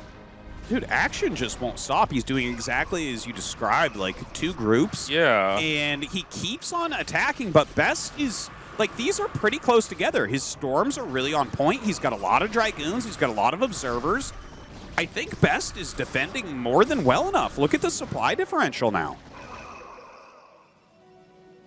I agree. That was just weird from Action. I don't think it was his... when the Protoss is on 3 bases, this is where you got to get back and get ready for their attack. Instead, he's feeding into him. And now maybe Best can actually pull this. I mean, he's coming across the map with a lot. There's definitely enough Zealots that they can just beat down these Hydras. Now the Dragoons are on the high ground. Wow. So this is just getting worse. There's almost another Maelstrom here available right now from the Dark Archons. They're going to burrow, and immediately one Lurker is just killed. Dude, amazing. Dude, that's it. What? That was so cool. That was cool, but that's just a strange game overall. It was a strange game. It was odd. It's like we got to get Mulder and Scully on that. I can't understand that game. That's a paranormal StarCraft match there. Bad placement. Best horribly behind, then Action, I don't know what he was thinking. All he had to do was stay back and power up. He might have been caught off guard by Best's army size. Like, Best was not super high on probes. He made 11 gateways before his 3rd Nexus. He had a gigantic army, and he was doing a fantastic job going back and forth. He's really kind of skipped the Corsairs for the most part, right? He made like 2 or 3 maximum, and then just went for the Dark Archon and just a ton of units, and it ended up working out. He held these great defensive positions. The Maelstrom, as you can see, did a great job here as well. And he just rotated back and forth. I think Action was a bit too aggressive. If Action had done more of a containment play than an attacking play and taken more bases, I think that would have been better. Because you were saying, where do you attack? He's everywhere. But Best just sat there and defended and got ahead. I mean, this move right here, I don't know what the plan is. I mean, we're talking about over 12 Dragoons with 4 Templars.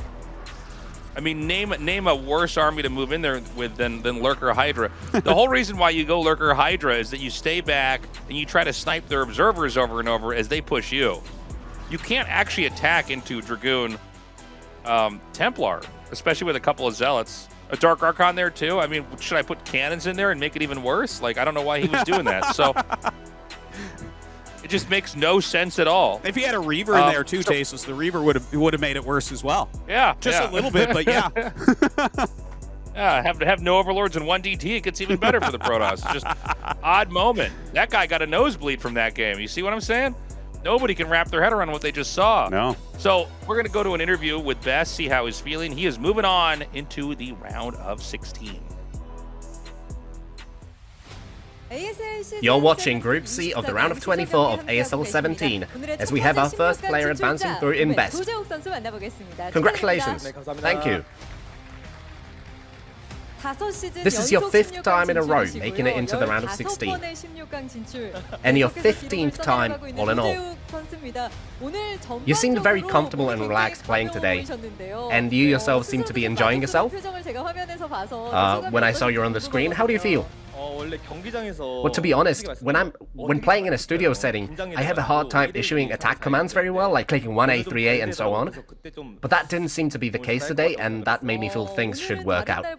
Oh, I see. So your control today was on point more so than usual. So now, in your games against TaEnGgu, or in your game against TaEnGgu, you seem to focus your attacks on his armories, both with Dark Templar and then Arbiters. Yeah, this is a map where Terrans struggle to get their upgrades going, so I decided to focus on harassing him there and denying those, and it worked well. It let me work up an advantage. So in a PvT on Radeon, what do you think gives Protoss the biggest advantage? To be honest, it's not the greatest map. So you need to get ahead in the early or mid game. Otherwise, you need to pressure the Terran before they get their 4th command center, and that's how you get ahead as Protoss. Now in the winner's bout against Action, you first pressed with Zealots, and then just squashed him with your much higher supply count. What we're wondering here specifically is the placement of your forge in the SimCity. Was that something to lure the Hydralisk in? Nothing got baited in the end. Like, my hand actually just slipped when I was placing down the forge, and then after that, I felt very embarrassed. And after that, I had to think a lot about my unit placement. Oh, so it wasn't part of some master plan? Well, yeah, in the end, you managed to arrive at a smooth victory. Nonetheless, I'm hearing everything went according to plan today, as you were playing in the studio. That makes me all the more expectant of good results from you this season. Well, this season, you know, I keep participating, but I still don't have that satisfying of a run under my belt, and I really hope to go deep this season, and I'll do my best to achieve that. Okay, Best is going into this one with steely determination. It's nice to see that firsthand. It will also be good to see your fans cheer for you too. There were a lot of cheerfuls today, hoping for you to get 2 wins. Anything you'd like to say to your fans? I'm very thankful for the fact that my fans are always showering me with love, regardless. Getting good results in ASL is my way of repaying them, so I'll work hard and do my best to give back. Also, I would like to thank C and friends for cheering me on. I'm very thankful, and C, I'll do my best to go far instead. Thank you. Got it. Congratulations once more on advancing. Thank you. And there you have your first player of Group C moving on, in Best. Now we'll be back in just a few with a losers match.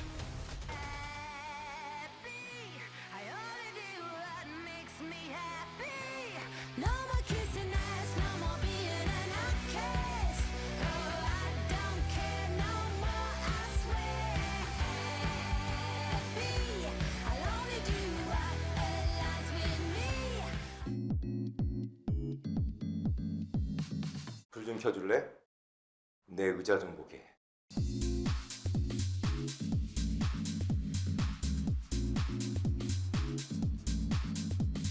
오늘 내 기분? 각도로 말할게.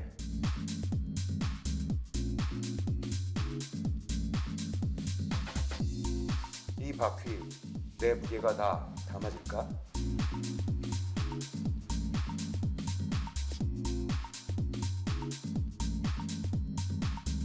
하루만 네 의자에 메시가 되고 싶어.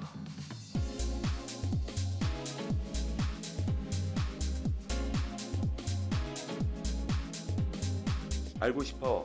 너의 커스텀 값.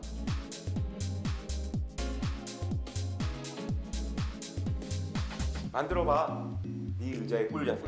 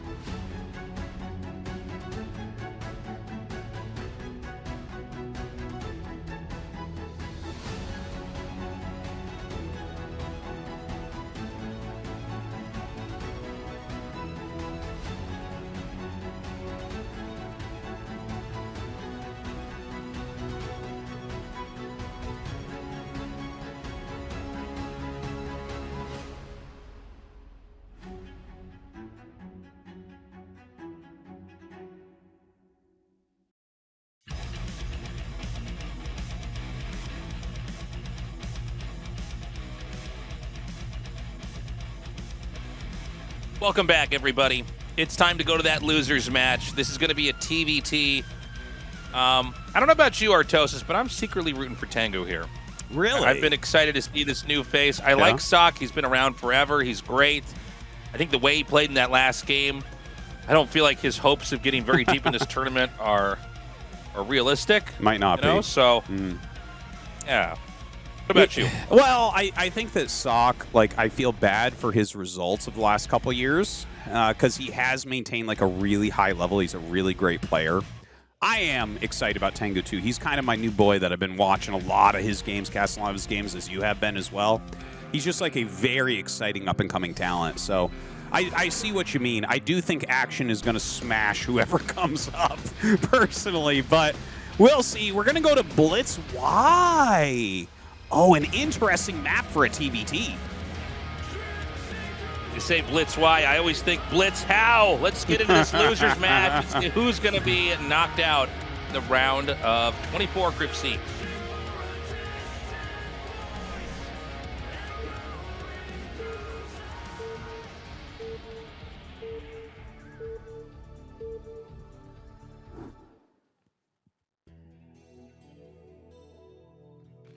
All right.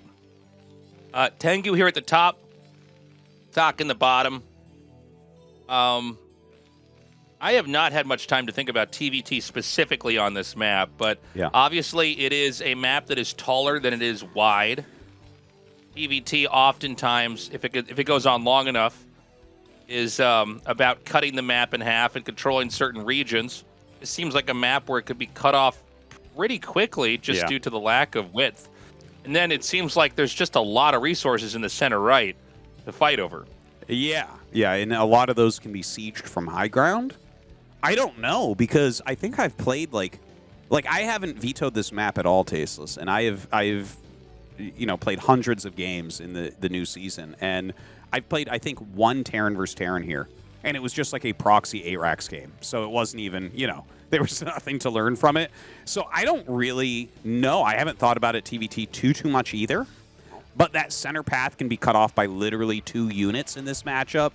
And then, Yeah. so then it's kind of like, okay, well, controlling the left side would be very strong. So can you get a containment up on your opponent's left side to get 9 o'clock? Because with a big macroed army, that is definitely something strong. But if you give up control of the right side with those weird islands that can be sieged, they're way harder to take and to keep. But the main base goes way up into the middle of the map. So drop play can be really strong because of that. I'm not sure what to think. It feels like there's several options on how you want to play this map. Yeah. Yeah, I mean, I guess we'll just let him figure it out. The more I look at it, the more my head starts to hurt. There's so much going on here. This was, I think this is a welcome addition here into the map pool. I think it's nice to have a two-player, two-spawn map. Yeah. Where you're both on one side again. I think, was the last time we had a map. Was Butter like this? Or was Butter? Yeah, Butter was, Butter both was on the like right this. side, That's right? right. Yeah. This is way better than Butter, this map so far. And it takes a while to really learn the map and really figure out what it's all about, which seems crazy because the game's been out for so long. You'd think we'd have this figured out. But, like, I feel like the evolution of two-player maps has been very good so far. And I actually do think that this is so far better than any of the other ones that we've had lately. Like, Eclipse was good for a bit, and then we figured out, like, oh, this is actually, there's some fundamental things that screw this map up a little bit. And, Butter was okay for a bit, but, on the games there, I think, were not quite the level you want. There was something about having that map control and having all those high grounds that would give the map control player, like, a big advantage. But Blitz Y is, like, really, really interesting. There's so many different pieces of terrain that can be played with. I don't know. I'm digging it so far. It's good. Thank God we still have these great maps coming out.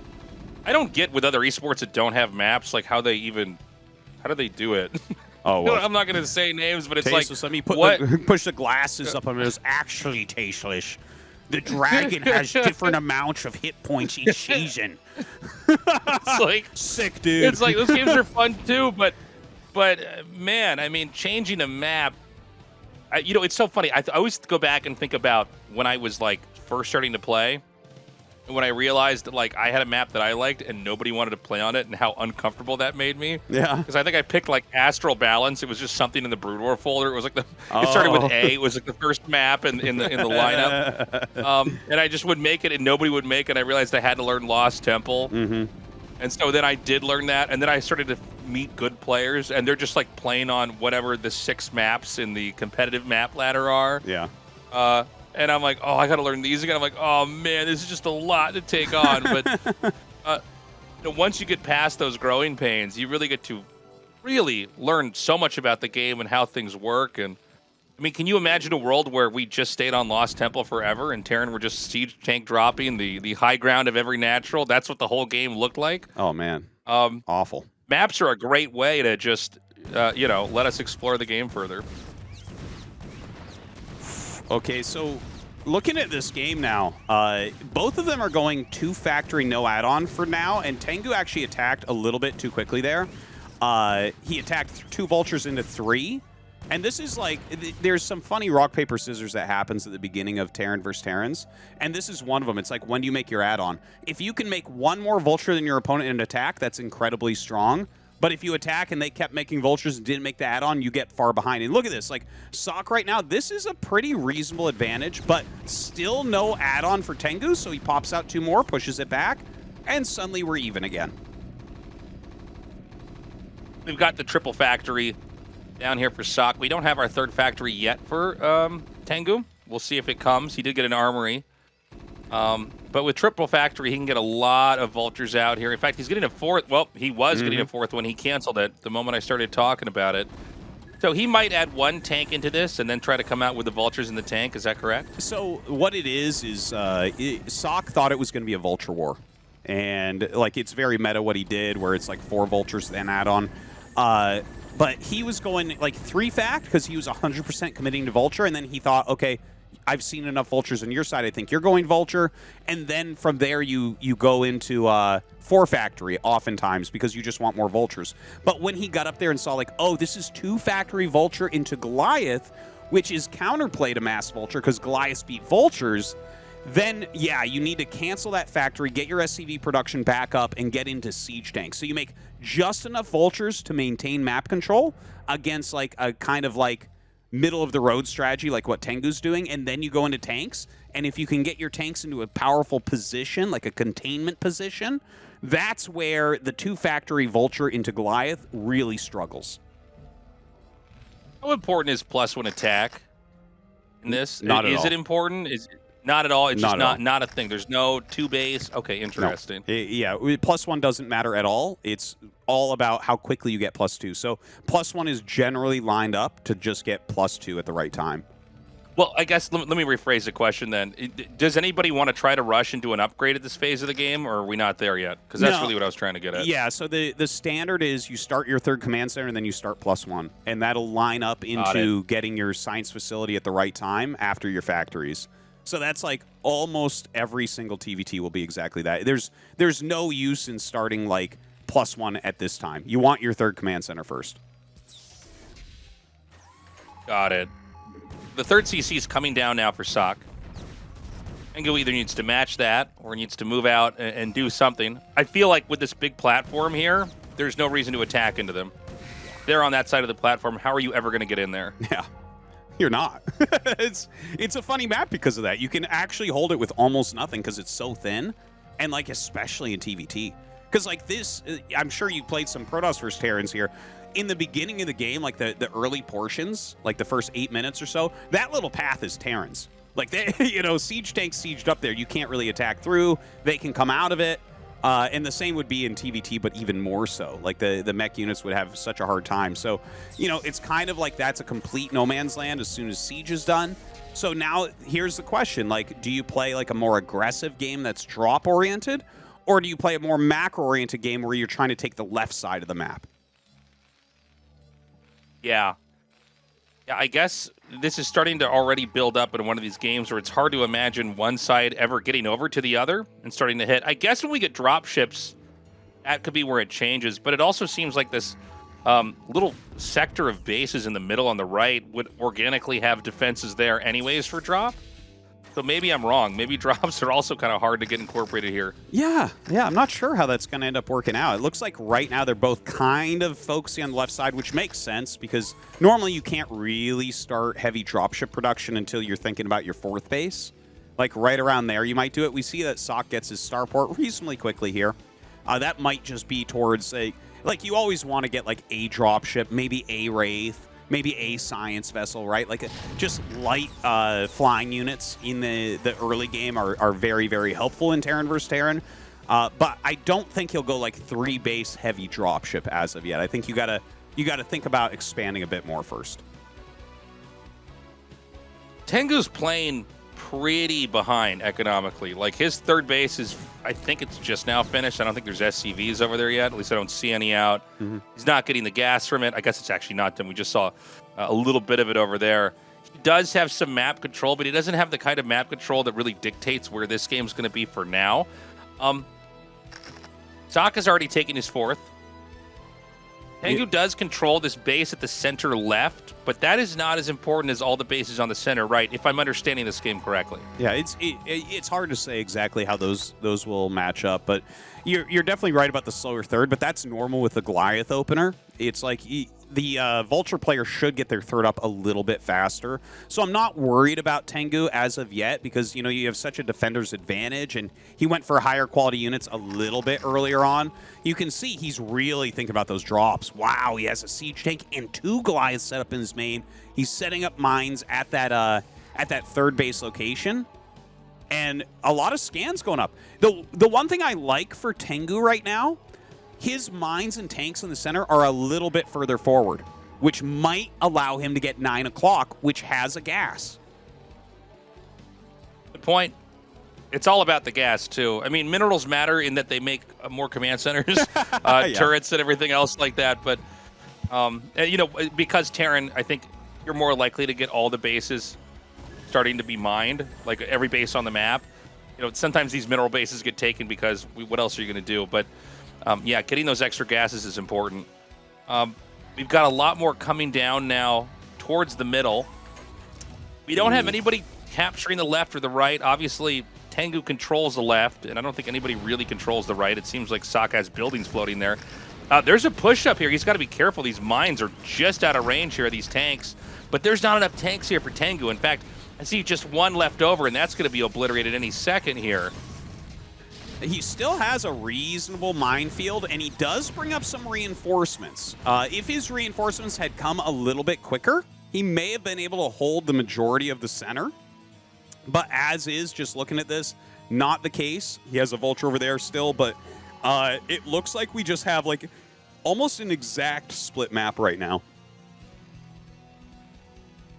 Yeah, it's becoming your TVT position here where both sides are starting to carve out their positions. We want to watch really closely and see if there's any kind of weakness on one side or the other or any kind of imbalance that can be taken advantage of. We saw some dropships that were being made there earlier. Now, like I said before this game started, the map is taller than it is wide.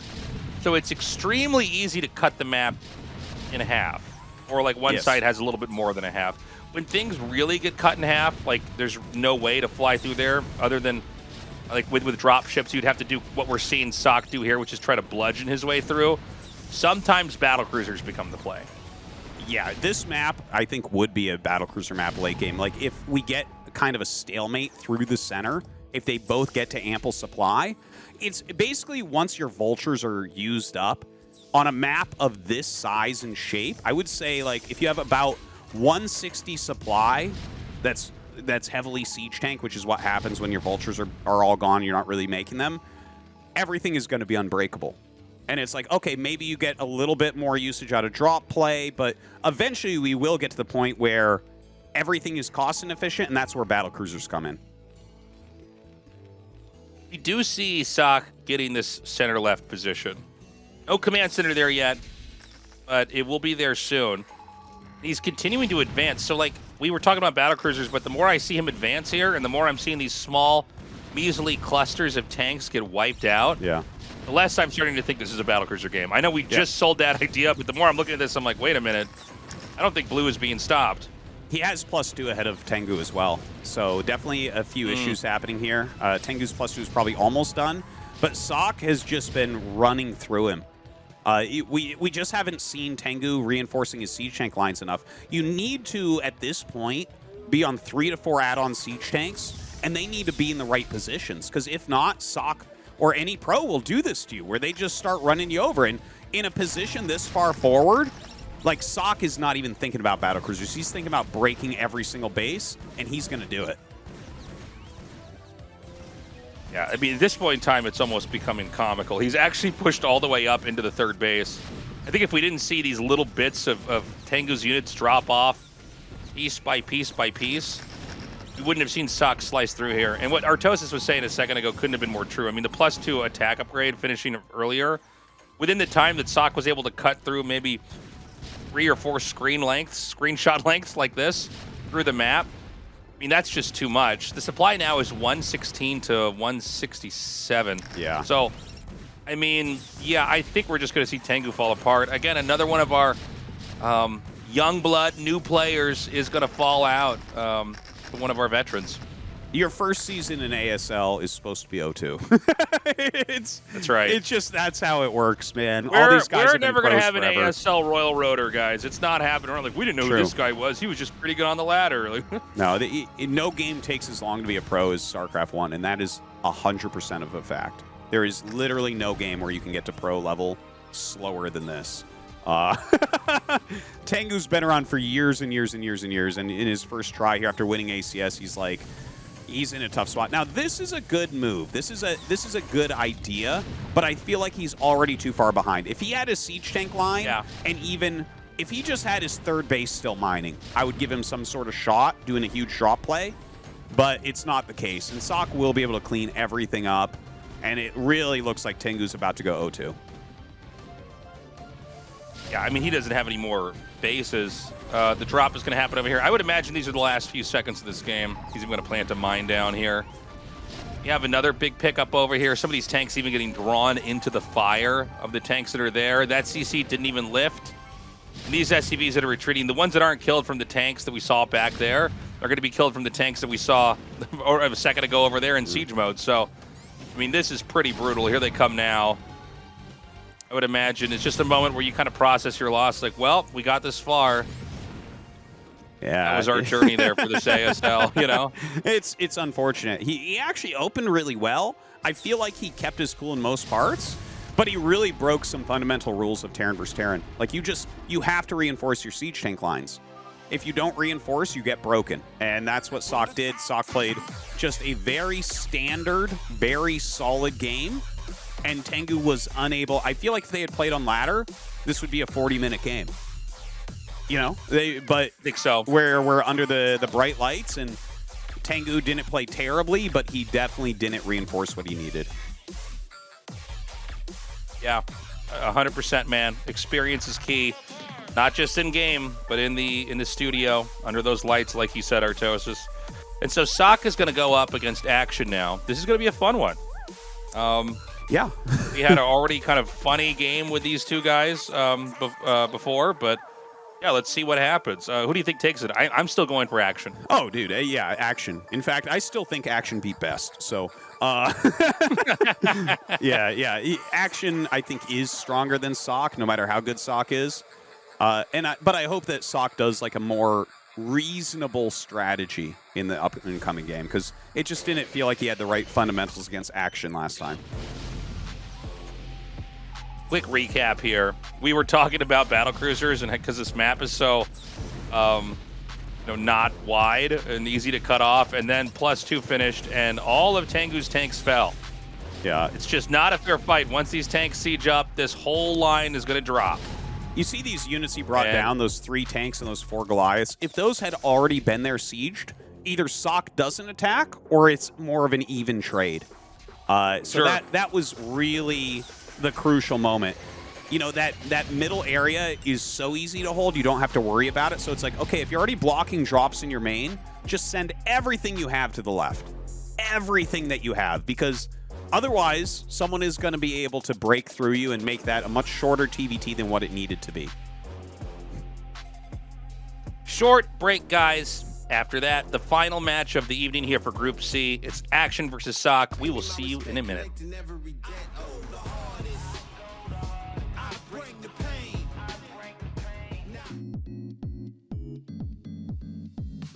불 좀 켜줄래? 내 의자 좀 보게.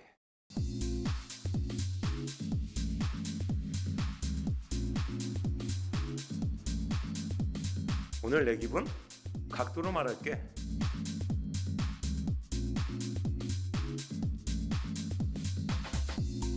이 바퀴 내 무게가 다 담아질까?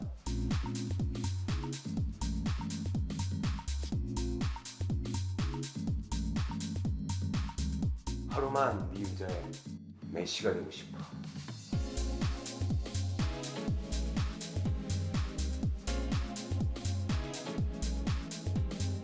알고 싶어 너의 커스텀 값.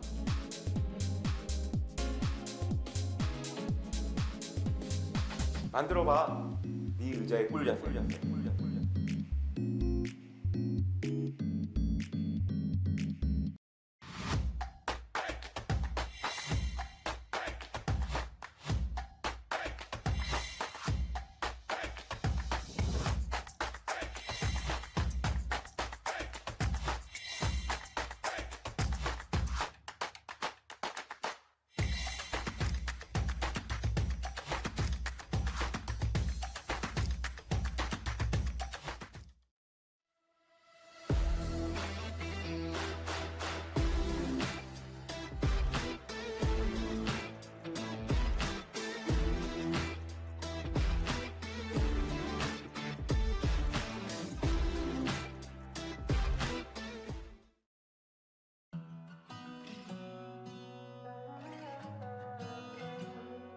Wish I didn't drop my guard. I would've never felt this hard. Hope you know you left these scars all over my heart.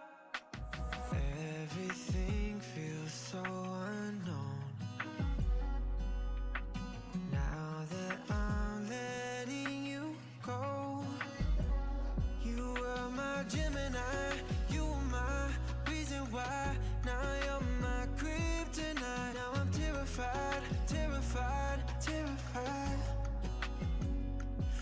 wish I didn't drop my guard. I would've never felt this hard. Hope you know you left these scars all over my heart. I wish we didn't mess this up. If only we could redo love. Honestly believe in us, in us.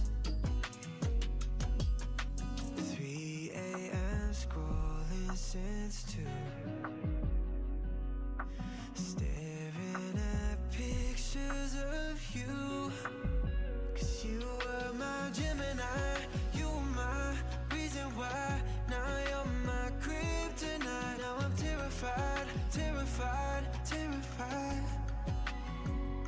I wish I didn't drop my guard. I would've never felt this hard. Hope you know you left these scars all over my heart. I wish we didn't mess this up. If only we could redo love. Honestly believe in us, in us.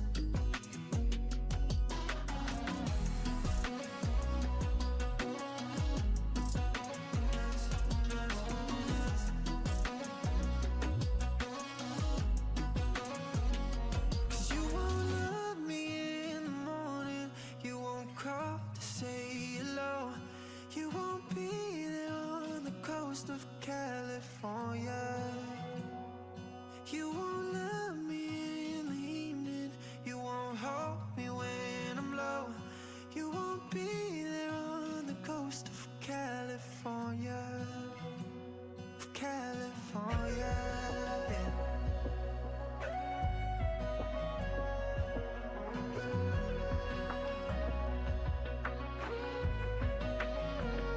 I wish I didn't drop my guard. I would've never felt this hard. Hope you know you left these scars all over my heart. I wish we didn't mess this up. If only we could redo love. Honestly believe in us, in us, in us tonight. I believe.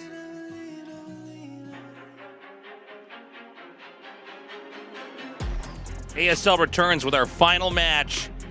This is going to be sSaK versus Action. Let's get into this, man. We're going to be going to retro. You know, I think for TaEnGgu versus Zerg, it's just kind of a standard map overall. Nothing really makes me think, oh, this is imbalanced one way or the other.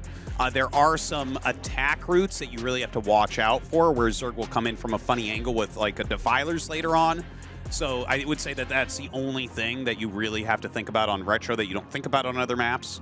But yeah, I'm looking forward to this, and I'm hoping that you know, sSaK has some sort of great play to show us here against Action, because the strategy he chose last time against Crazy Zerg, you never see it against Crazy Zerg for a reason. Right, right. It just doesn't quite make sense economically. At least the order in which he did it, it doesn't really work.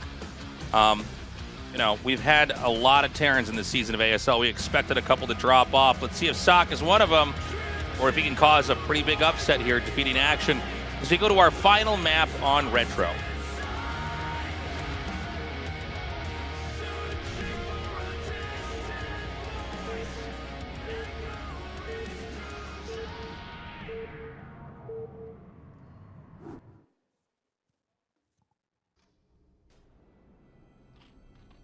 Okay.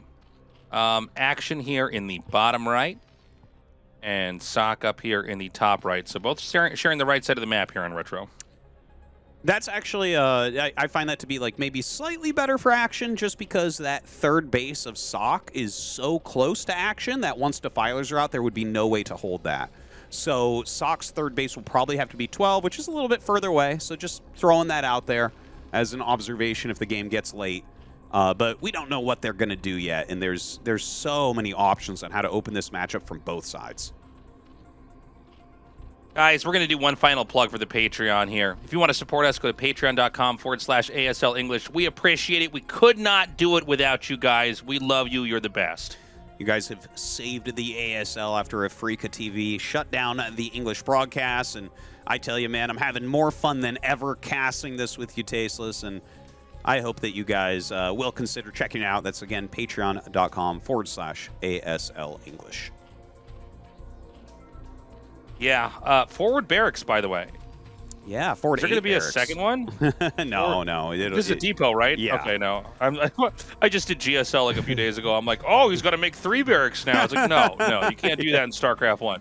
Yeah, you could make 2, but 2 is like super duper all in. The 1 can kind of play against anything, and this is actually a pool first before he even scouts it. So this is good play from Action. This will shut it down, but this should go into like a more regular game because sSaK is walling and, he'll scout down to the south first. He's going to see that Overlord. The Overlord's going to see the barracks. It's like everyone knows what everyone's doing. Or sSaK is about to find out at least, and he'll float the barracks back, make the wall, have Marines behind it, and expand. So, the opening overall, I give Action the edge here. The 8 racks, you really do want to get down there and kill some drones, but that's not going to be an option. Yeah, this is one of these builds where once he identifies what's happening, he can flip it right into something else and keep on going. That's one of the best kind of builds to have, honestly, is ones where, like, okay, you have an opportunity to win here, but if not, you've got a great way to play a macro game from here. He's still going to come down right now with this SCV and Marine. So is he going to actually try to still start a bunker? I feel like that wouldn't make any sense. Yeah, the Lings are going to come. He's going to run all the way back. Sometimes... Should he have gone this far down? I think he went just slightly too far. He is bringing up the second Marine. He was looking at this and trying to figure out how many Lings are going to be made. Because a lot of times when you go for that pool first, your opponent's not going to come, so you might make just like 2 Lings, for instance. But here, like, he actually forced extra Lings because of that Marine walking down, right? The Overlord saw the Marines, and Action goes 6 Lings. 6 Lings is worthless here, right? So he forced basically 2 more Lings than you should have made. So that's, that little moves like this make a big difference at this level. No, in retrospect, I really like it. This actually worked out really nicely. Those extra Lings are completely UDs in this game. They could have been drones.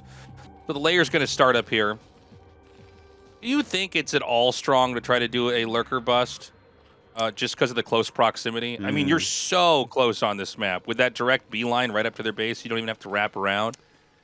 Yeah, there is that possibility. And in fact, Action, more than probably any other macro Zerg, does mix in 2-base lurker. And, you get the wall almost every time, no matter what. So there are some other things that can be valuable about it. But if your opponent sniffs out 2-base lurker, like in time, before the game is already ruined, it almost never works at high levels. It's just, it's kind of a weak build. Yeah. It's really extremely cheesy. Like, I think, things like 9 pool speed have more potential. So Action is going to go for the Spire. He's not going to take that big risk here with his ASL life on the line. And, yeah, it just looks like kind of a standard game coming out of both these sides. We're seeing macro continue to develop up here. That Academy is going to be finishing in a little bit here. We're going to get Stim started. With the expansion, the position the way it is from sSaK, he's a little bit vulnerable from the Mutus attacks. Luckily, not all of his minerals are over that high ground area, but he can be hit on the gas and the 2 patches that are right over there. So that's definitely a position he wants to watch out for. And the eBay has been started in time. He's got the comsats just in time to be able to double check and make sure it's not like a lurker opening or something like that.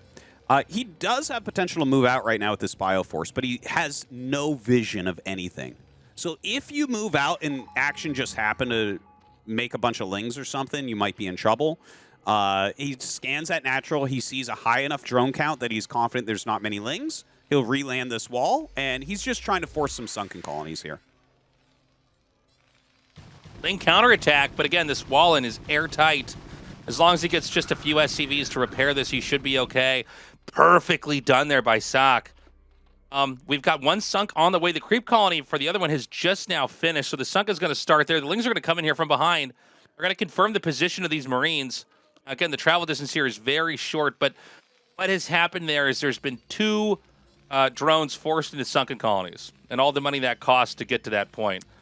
And this is this little tit-for-tat we see so often in TVZ. It can look like it's uneventful. It can look like one guy's moving out and nothing happens. The other guy goes back. But they're forcing each other to spend money in what was otherwise a game where they can't really engage with each other. Yeah, sSaK has actually done such a good job with his pressures. The fact that he forced a couple early lings that maybe shouldn't have been made, and now he forced 2 Sunkens and is following it up with 4 barracks. This is like a pretty modern thing that we're seeing, where it's like, okay, you've already gotten the drone count down a bit. Now we're going to go heavy Marine Medic. It won't have +1 that quickly, but he will have range, and he'll continue to apply pressure like this. So, like, sSaK is doing a very good job of making this hard on Action, but Action hasn't flinched yet. Yeah, the mutas are going to come in here. They're going to try to tear down these turrets. If you lose control of this position, it's hard to move back out on the map until these turrets are finished. You know, Marines, they get killed so quickly when they die. Anything Terran dies immediately when it spawns from its building if there's stuff there, but Marines, like, more so than anything else. And so the fact that he broke those turrets down, this allows Action to be a little bit more comfortable back at home. Now, we don't have a third base up for Action yet. That will inevitably come unless he makes this game very strange, like we're to tech into Guardians or something, which I don't think he's going to do. But the turrets should be done up there. I think sSaK can finally try to move back out again. Yeah, he's trying to have this forward group, and with those turrets up as well as the rallies, I think he's going to be fine in the main base. He does have to watch out. Like, Action's going towards the main mineral line, and there's not a lot of turrets here. And that's a hard position to get in with your Marines. But that was an instant repair from sSaK. So he buys some time, gets additional damage with this Marine Medic, but does have to pull it back. You can see Action has so many mutas here, he can still deal a lot of damage. Okay, the mutas are coming through here now, doing a lot of kills onto those SCVs. No gas going to be mined for the time being. Old position going to have to be used. We have more and more mutalisks being made. Did we check, is armor being upgraded?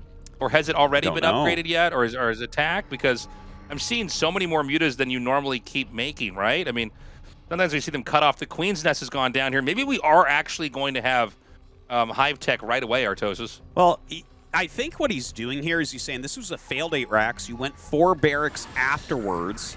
And so Action is just trying to abuse with mutas. Like, he is trying to say, okay, my mobility is super strong. I can deal damage to you. And the one hidden damage thing that we have here, like, sSaK has good supply. It looks like Action is really low on bases, and these are problems. But and he does get that +1 as well. The one, like, hidden damage is we don't have a factory yet. The factory was supposed to start a minute and a half ago, and we just don't have it. And a lot of that is this pressure that Action is putting onto sSaK. Well, what about Guardians, then? If he doesn't have a factory, he doesn't have a starport. He doesn't have a starport, he doesn't have Wraiths. I mean, there's nothing you could do against Guardians here, right? Yeah, Guardians could be good. You kind of have to rush to them. I almost think it would be better to just make Lurkers and send them up for a containment, because you're not going to have any tanks to get out. So if you get 4 Lurkers out in the front, the Marines can't bust it. It's impossible. And look at this. He goes up into the main base. He's killing so many SCVs. There's no mining at the natural. sSaK has a huge army out the map looking for a third that does not exist. Yeah. I mean, you could see Terran, sometimes they look so robust and so untouchable and resilient, and then you have games like this where it's like, oh man, they're pretty weak actually with the right amount of damage coming out here. You know, sSaK can't even really defend himself on 2 bases. I'd be curious, by the way, what the full SCV count is. We had a lot of workers killed off in this game. It's pretty bad, man. Okay, you got the factory at some point. We see a starport being made, so that's good. And we'll see what he is able to do with that. I think there's still a small chance sSaK can recover, but it's tough. I do feel like Action has an advantage, but being on 2 base is a problem. Like, you almost have to, like, kill him with the mutas, you know, because the mutas aren't going to scale. If he gets a couple Valkyries out, this could turn bad. Yeah, I thought he was going to go into those, rush into those Guardians a little bit quicker, but, you know, the tech eventually gets there. It's not like we're going to have a game where the Terran isn't, over time, going to tech into the factory, the starport. That's an inevitability, not an if. Man, I mean, look at the SCVs mining, or lack of SCVs mining, really. I mean, we're looking at a really beaten-up Terran player right now. Mutas are going to orbit back around to this side. The Marines are out here. They may just be high up enough in numbers to defend against those mutas, but now here come these Lurkers. And the Defiler tech is on the way.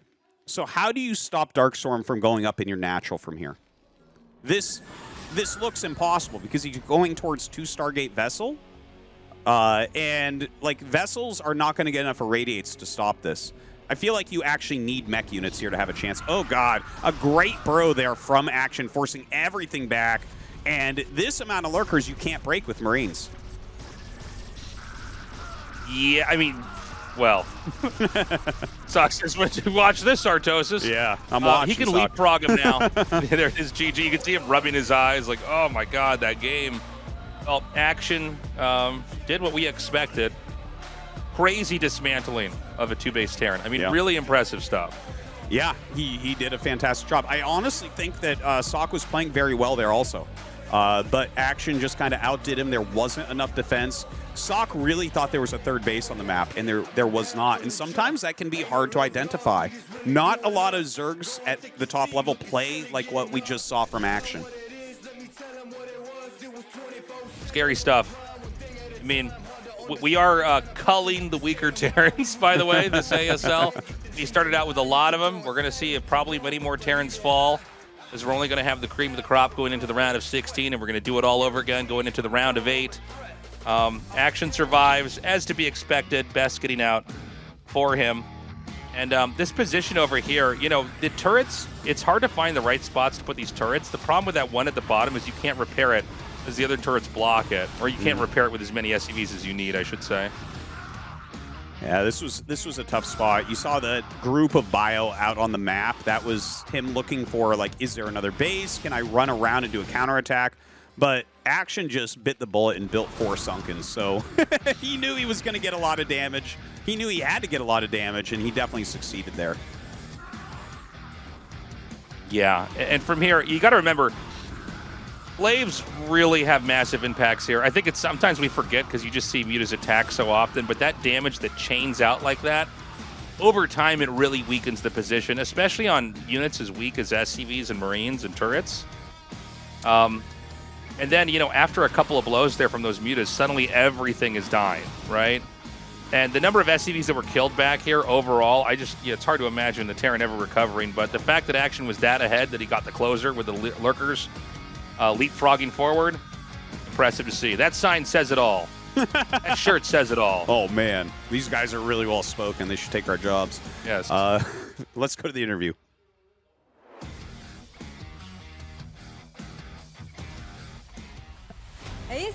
We've just wrapped up Group C of the round of 24 of ASL 17, as Action makes it through and onto the round of 16. Congratulations. Thank you. This is your 5th time in a row making it into the round of 16 of ASL. You're sticking to your guns and showing up time and time again. How do you feel? I've been doing well recently, so when things didn't go my way today, including the first game, I got a little worked up, so it's a good thing I managed to win in the end. You're moving on to the next round off the back of 2 ZVT victories over sSaK today. Now in the first game, you started off with Mutalisk, Scourge and Link play, but ultimately it took you a transition into Ultralisks to defeat him. After that game was over, it seemed like something didn't sit right with you. As I saw on the screen, was that because you had thought you could win when sSaK moved out into the open with Valkyries or Valkyries and Bio? Or what exactly was it? Well, I managed to figure out he's playing a 2-rack style quite easily, so it made me very comfortable. When I then took my Mutalists and tore down 1 turret in the natural, it surely seemed like a super easy game for me. But then my Muta control was off the mark, and it made things much more difficult. Still, it worked out well. Now, right before the elimination match against sSaK, I heard that you had talked to Mind about A-Racks. What did Mind say to you? Well, I first actually went to Calm with this, and he said, well, it's going to be a 2-rack, so I should just go Expo 12 gas. Then I said, I feel sSaK will play A-Racks, and Calm just ignored me. So instead I went to Mine, and he said, well, how can you not check his natural? And said, there's no way this would be an 8-racks. So I said, well, this will surely be an 8-racks, and I just need to figure it out myself. So I guess you were just looking to confirm your own suspicions more than anything when you asked those two players. And once he confirmed that suspicion, that it would be an 8-Rex, he went into Overpool. Yeah, sSaK actually likes 8-Rex. I thought he would play it in the opening game, but that wasn't the case. I think things didn't fall into place for sSaK in the first game, and then that's when I got the feeling he would try it in the elimination match. And things did go as you expected them. You sealed the deal with Mutalisk Aggression in the natural and advanced through. So this is your fifth time in a row, which is an achievement in itself. But I'm getting the feeling that you want to go even further. This time, I've been focusing and practicing very diligently since January. I played a lot of sponsored matches as well. My skills went up, but it was a difficult period. I want to adapt well this season and go deep.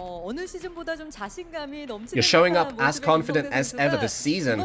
I'm looking forward to seeing what you bring to the table indeed. The fans stayed with you until the end today here at the studio. Any words for them? Well, for starters, last season I had a couple of unfortunate slip-ups. I'm going into this season with fresh determination, so thank you for believing in me. My ZVZ is a little lacking. I got some help from Calm. I've changed up my preparation, my training regimen, and I'll go far this time. We're looking forward to seeing you perform. Thank you for the interview, and congratulations. Thank you. And that does it for our interview with the second place finisher of Group C. Action. All right, guys. Well, there you have it. The first week of ASL is done. Today, Best in Action move on. We're already starting to get the bones of the round of 16 set. Just one more week to go, and we're going to be in that round of 16 fully. Yeah, and that next week is going to be amazing as well. These groups have been very, very good. It doesn't feel like we have any upsets or anything yet, right? Like everyone's kind of advancing as we expect here. Best in Action, definitely the best two players from this group at least. 100%. Good to see TaEnGgu here. Good to see sSaK giving it their all. But again, we did start this ASL out with a lot more Terrans than Zergs and Protosses. So I think we're just going to see these weaker ones go down. So we just keep looking at today's result. Is this the same? I feel like they're trying to change the graphic and it's not happening. Yeah. It seems that way. Yeah. So, anyways, guys, next week we'll be starting with Group D. Tastosis and I are going to be out of town. We'll be recording all these games back to back in one day. That's right. So it might be like a couple days after you would expect the first one to come out, but they will all get done and we'll actually be together. So there are going to be some really fun casts. You can see who the round of 16 players are so far. 3-4-3, a really great distribution.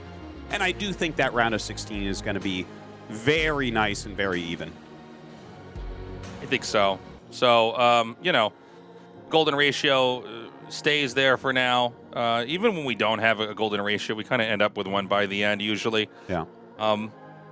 So all the of next week's games are going to be dropping around the same time, and then we'll both be out of LA.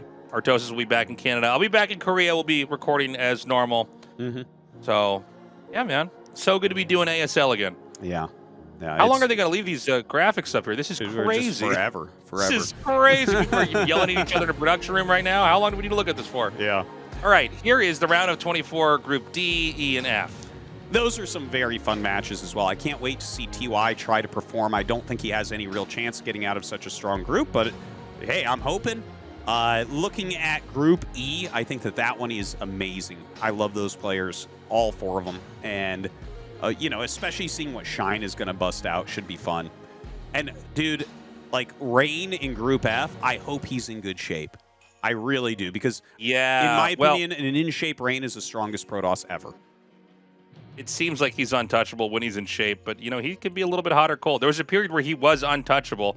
I'm looking forward to seeing Royal in that group as well. I think he's got a lot of promise this season. He's been looking really good. Shine's going to be fun to cast in Group E. He's probably going to cause a lot of problems and a lot of headaches for everybody there. I think he's got a very good shot at moving on to the round of 16. I think especially Group D. That is by far the most exciting group. This graphic is, well, they're going to leave up forever. This is wild, man. Dude, Look at this. Well, you got to really watch the other ASL days. Tell me they leave it up this long, guys. Yeah, they definitely do not. All right. Well, that just about does it for us, guys. Hope that you have enjoyed. Thank you again for checking out the Patreon, patreon.com/ASL English. Anything else, Tastosis? We love you guys. We couldn't do it without you. We'll see you next week with all those groups. Bye-bye.